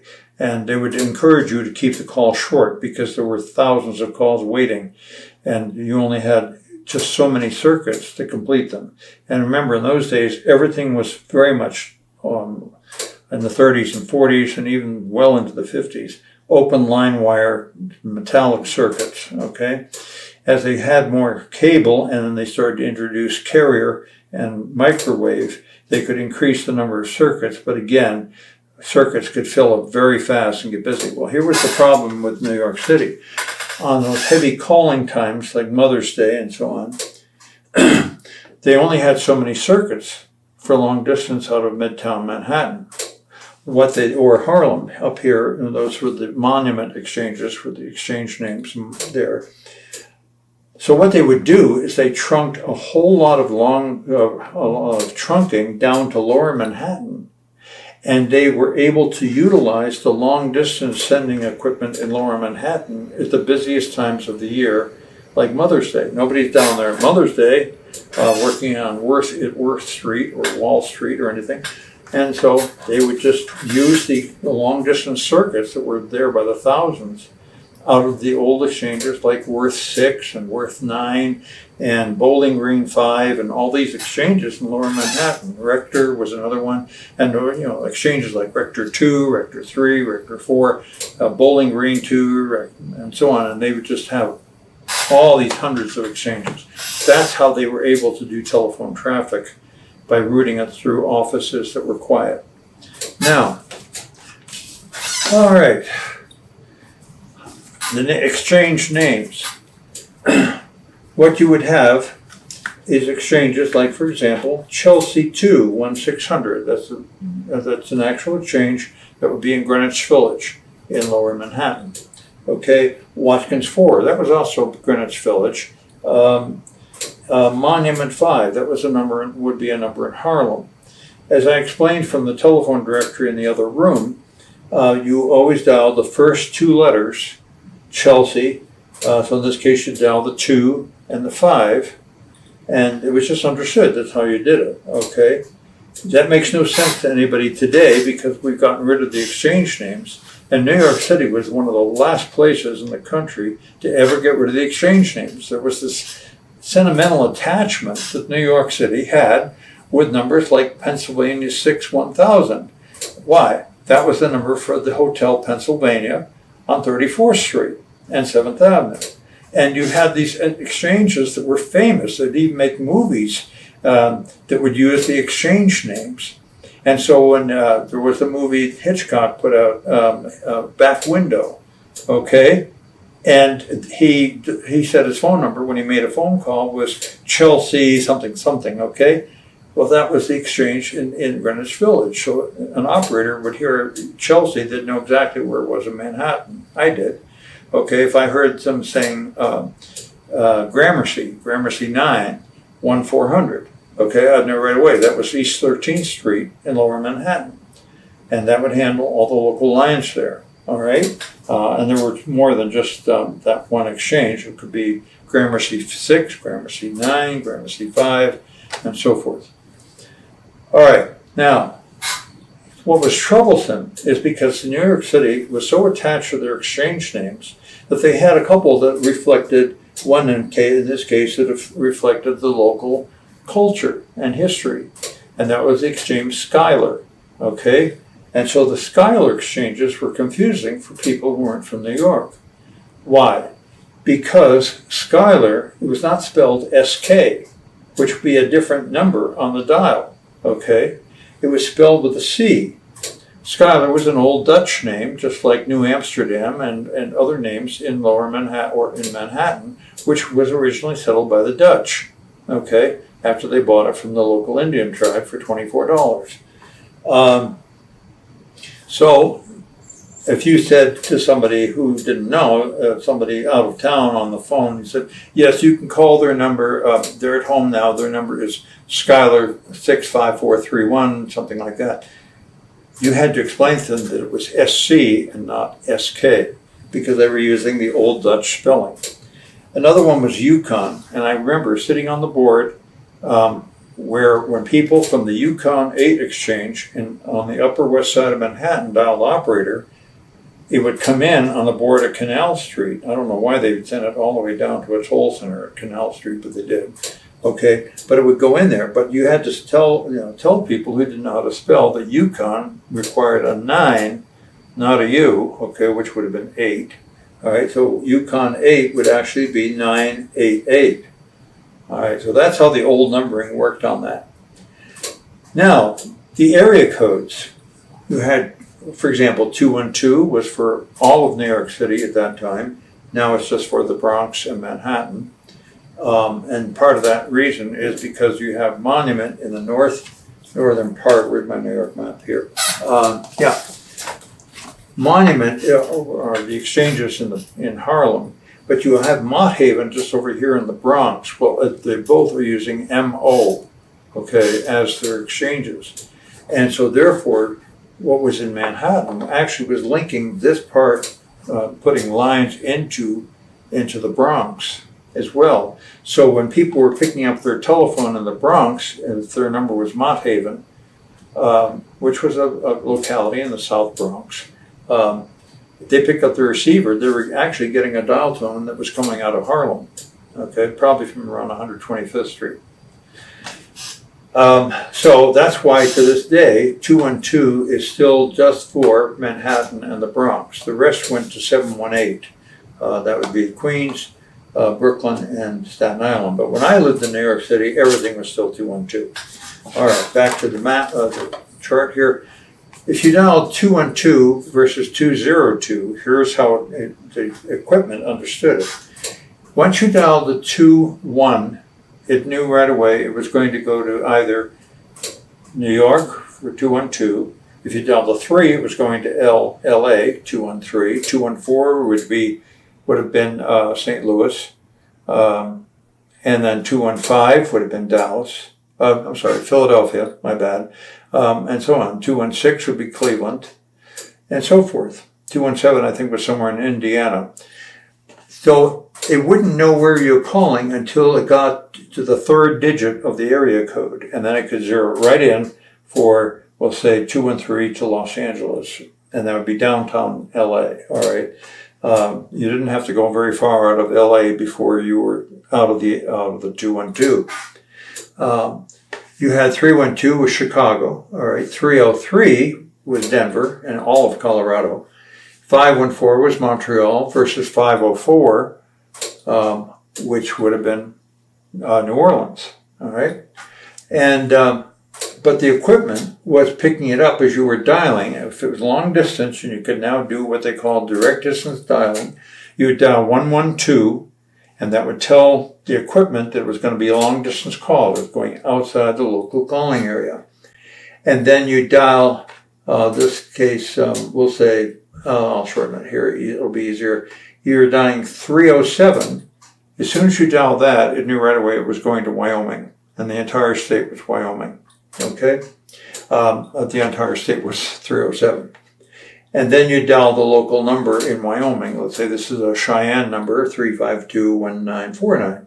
All right, but as you dial each digit, it is processing just exactly where is this going to go.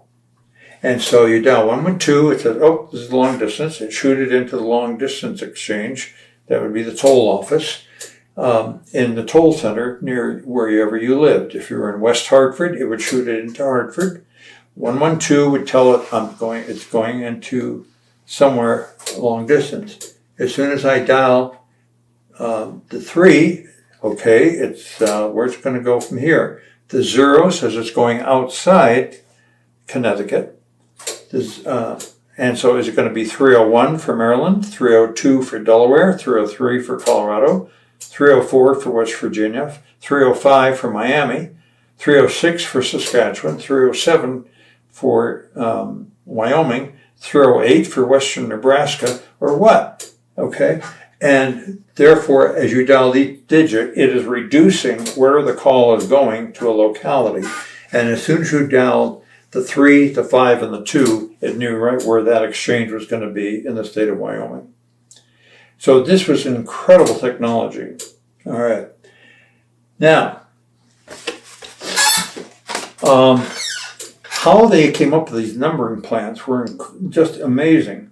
But they did it so that the US and Canada were compatible with each other. Therefore, they had to get rid of the old crank telephones and the common battery exchanges that had to be operator only operated and so on. The customers had to be able to dial their own calls, and that's what we've had now for a long time. You don't need an operator to complete your call anymore. Now, here's an example of a toll board. I was going to explain this is Montevideo, Minnesota. And what you have, I'll scoot up here. You have calls coming. I need my glasses for this one. This is the toll center for these. Somebody has dialed operator from any of these little towns that you see coming in, these lights, and they're going on. They're showing up all the way down the board, the same call, Okay, here's a call coming from Bellevue. All right, some operator just grabbed it somewhere else. And then let's say I'll take a call here. There's a call coming from Morgan. Put the plug in, and that means it went out all the way down the board. And I'd say operator, and then say I'd like directory assistance in New York City. Say thank you. I would go to a tandem circuit. A tandem circuit was a circuit that allowed me access to the long distance equipment, but we didn't need to wait for a dial tone. And so I put the plug in there for New York directory assistance, and so I would hit key pulse for the front chord right there, and then I hit 212 131. If I wanted inward in New York City, I would have hit 212 121. But for directory assistance anywhere, it would be 212 in this case for New York, and 131, and then it hits start. And you'd hear it go clunk, clunk, and then finally you'd hear an operator answer and say, directory assistance for what borough, please? And I just let the customer talk to the operator at directory assistance, and probably in Manhattan. The directory assistance at that time in Manhattan was all pretty much in, what office was it? They had it grouped into one particular exchange, and right off the bat, I can't remember. It wasn't Plaza. It was in Midtown, and I can't believe I've actually forgotten it. But that's where they had thousands of operators answering. And as they were answering these calls, there was no way of knowing where the call was coming from, nor would you know which operator was handling the call, okay? And they had a problem because they had one operator who was really lazy, because remember, they had to flip pages in a directory that they had with updated numbers and numbers that were not public, and so you just have to say, I'm sorry, that's an unlisted number. And the party might, the caller might get upset, but that's too bad. It's an unlisted number, and people are paying a little bit more on their phone bill to have a number that's not listed, but they still have phone service, but they just don't want the number going out. Okay, so all the numbers for calls were going into that place, and this one operator just didn't feel like looking up numbers, evidently, because she would look up the first number of the day that she was getting a request for the Jackson Heights window washing in Queens, and so she'd look at her Queens directory, flip the pages, and she'd come up with this number. Okay, that would be Jackson Heights 41900. All right, just making it up.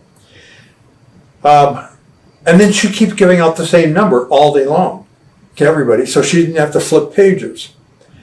And it was crazy. And they were weeks trying to figure out which operator was doing this, who was so lazy, that because the customer who had that number finally called the phone company after a while and just said, we're getting all these calls from people who don't want us, but some operator is handing out this number, our number. They finally, after about 2 or 3 weeks, tracked it down, but they had to monitor all these operators to see who was doing this and giving out the same number with every call all day long, because she was too lazy to look stuff up. I mean, she might flip pages around, but you didn't know she was looking at that at all, or she'd maybe make up a number. And it was crazy. But that was the problem with places that big, is you had no way to trace this kind of thing. Okay, well, it looks like whatever, they're done with this call right now, so I can take down the connection to New York City. Okay, let's see. Here's one coming from a customer in, I can't read it. Well, that's right, another operator got it. That was Morris, Minnesota. Okay, there's one from, okay, they took that, there's Bellevue again, operator. And in this case, they want a rural line. They want just 9 ring 14 on this rural line, and that is going out of town. So I'll put the circuit in there, make sure nobody's talking, and then I'll ring one long ring, 2, 3, 4. The party line going way out of town, out of Montevideo, Minnesota, on a rural line where they don't have dial phones yet. Okay, And so that's what these circuits were here. Okay, well, whoever was hung up, so I'll take down the connection.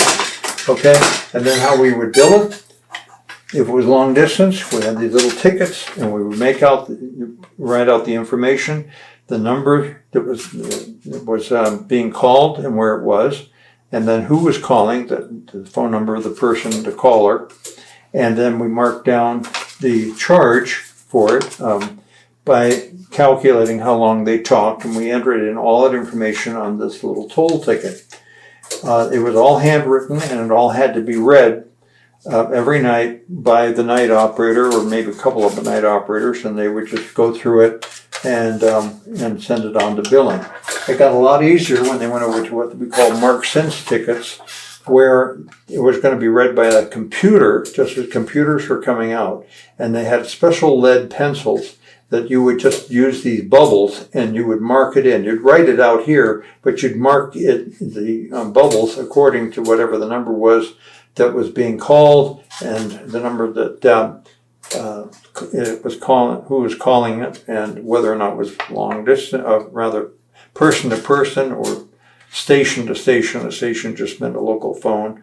Okay, and then you would time it by putting it in the calculograph, and as soon as they answered, the light went off, and they were talking. You'd push start. And then put the card down in next to the cord pair that you had. With my left hand.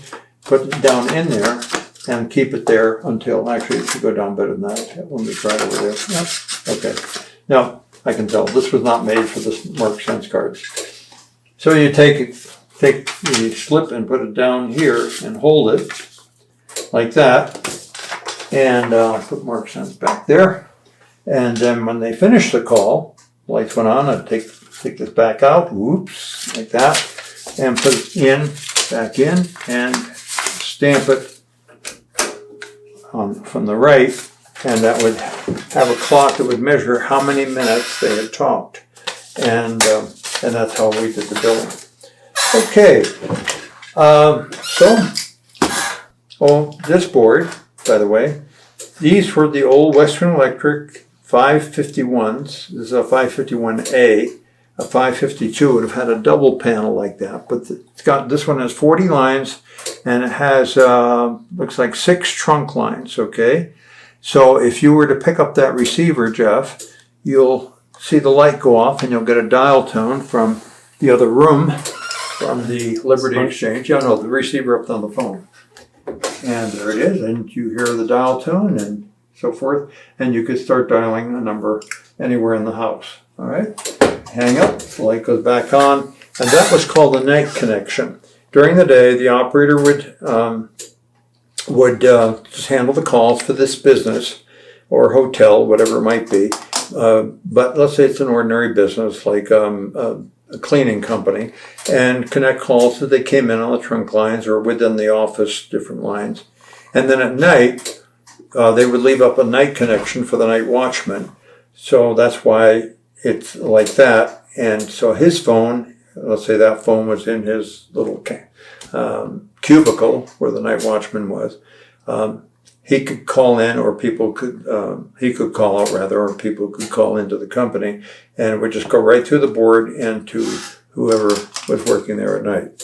And that's why that last switch there, that key is thrown back, that cuts off the battery and just sends it right into the telephone exchange where you have the dial equipment. So feel free to call me anytime. My number is New Haven 51943. Later on, let's see if I can remember them. They switched us to Locust 2 1943.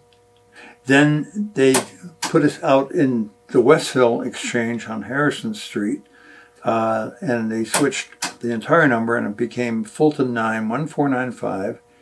And then I moved to New York City and got my own phone there, and at that time all 5 boroughs were in the 212 area code. And my number was Virginia 72357, and you dialed the VI for Virginia. And then I lived in Quebec, and my number there was 569-466. If you know French, you'll know exactly what I said. That was Canadian French. 569-4566 in area code 819. And when I was a kid in Maine, our number was Searsport 82 Ring 2. And now my number, after all these years, is 801-718-2524. Okay? Love to hear from you. So I've worked for many years as an operator at Yale University from 1962 until 1969. And I have photos stashed away somewhere anyway from those days. But that's how I worked my way through college and graduate school and so on, is that any chance I got, I'd work there and work the summers 7 days a week, worked all the holidays and so on. And I'm very grateful to Yale that provided that job for me. I was the only male operator in the state of Connecticut. And we handled, at that time, I would guess we're looking at close to, many thousands of lines coming into that exchange. Then they converted over to an entirely computerized system called Centrex, in which you didn't have to call the main switchboard to get to an extension at Yale. You could dial it directly. And they took out, the old number was State 73131, which was ST 777, okay? 78 on the dial. So you dial 787-3131 in New Haven, and it would ring Yale. After they converted it over, they switched the exchange to a 432 number, and Yale had its own designation. That whole exchange, everything they had was 432 and 436, all right? And all the old cord switchboards were thrown out, except that they said in the case of Yale, they were going to take the board that they had. It was 6 positions, and they said that they were going to ship it to Puerto Rico, and Puerto Rico was still using cord boards. Don't know what happened to it after it went to Puerto Rico, and to the Puerto Rican Telephone Company was the name of it. Okay, now, so I went back to Southern New England Telephone, which was our local phone company in Connecticut, and wanted to get one last look at their old cord boards that they had. And they had them on 3 floors in the Court Street building in New Haven. Now, New Haven, of course, had the very first telephone exchange in the world. It opened in 1878 in February. And it was just a very simple system. You can read about it on the internet. But by this time, it was an incredible exchange that they had there. And they had 3 floors of just incredible switchboards. One of them was huge. The original board that had been the old Liberty manual exchange before New Haven went dial in 1926. And that's where that original phone that I showed you came from. That was New Haven. That was my first phone when I was born. That was what was in our house. All right. New Haven 51943. Easy to remember the number because I was born in 1943. Okay. So, now, I went back and they let me sit in on the big switchboards on the 10th floor of the Court Street building, which is now all senior housing. They just ripped out tons and tons of old phone equipment, dial switches, switchboards and everything, and probably just put them all in the dump because it's old technology, just like everything you've seen here. Nobody wants it anymore. They can't use it. So this is a picture that they took of me on the inward board in New Haven. That was when an operator anywhere in the world wanted to call into New Haven, but they had to be connected through an inward operator. And there was one operator by this time in 1971 that was left. During World War II, this enormous board, every position was filled, both inward and outbound or dispatch or whatever, long distance. Every position was filled during the war, because there were only so many long-distance lines, and they really had to govern that very tightly. And wartime calls, military always took preeminence. So this is a picture of me on the board in 1971 and just putting up cords and dummy lines. These were not actual connections, but it made it look good. And it just made me really happy to have one last time on the old boards in New Haven. I loved going up there, and they would just let me wander around and just see what was going on. I visited a number of the old toll centers all over, especially the East Coast, New York City, Canal Street, Providence, Wilmington, Delaware, Atlanta, Washington, D.C. was one. That was fascinating there, especially, one unit that handled just business phones and pay phones and stuff. I could go on and on about what those exchanges were like, but what a toll center was, just a simple definition, is any of the surrounding towns that had a telephone exchange had a central place where that was the gateway point for long distance calls going out of the area. So if you lived in Guilford, Connecticut, and dialed operator, it would go to New Haven. If you lived in Wallingford, Connecticut, and dialed operator, it would go to the toll center in Meriden. And that's how it worked. If you lived in Claymont, Delaware, and dialed operator, it went into Wilmington. And those were toll centers. So all these little exchanges that are scattered around, you'll see a couple others here, 2 of them in Quebec that were in people's homes. And Jeff is going to take a picture of them.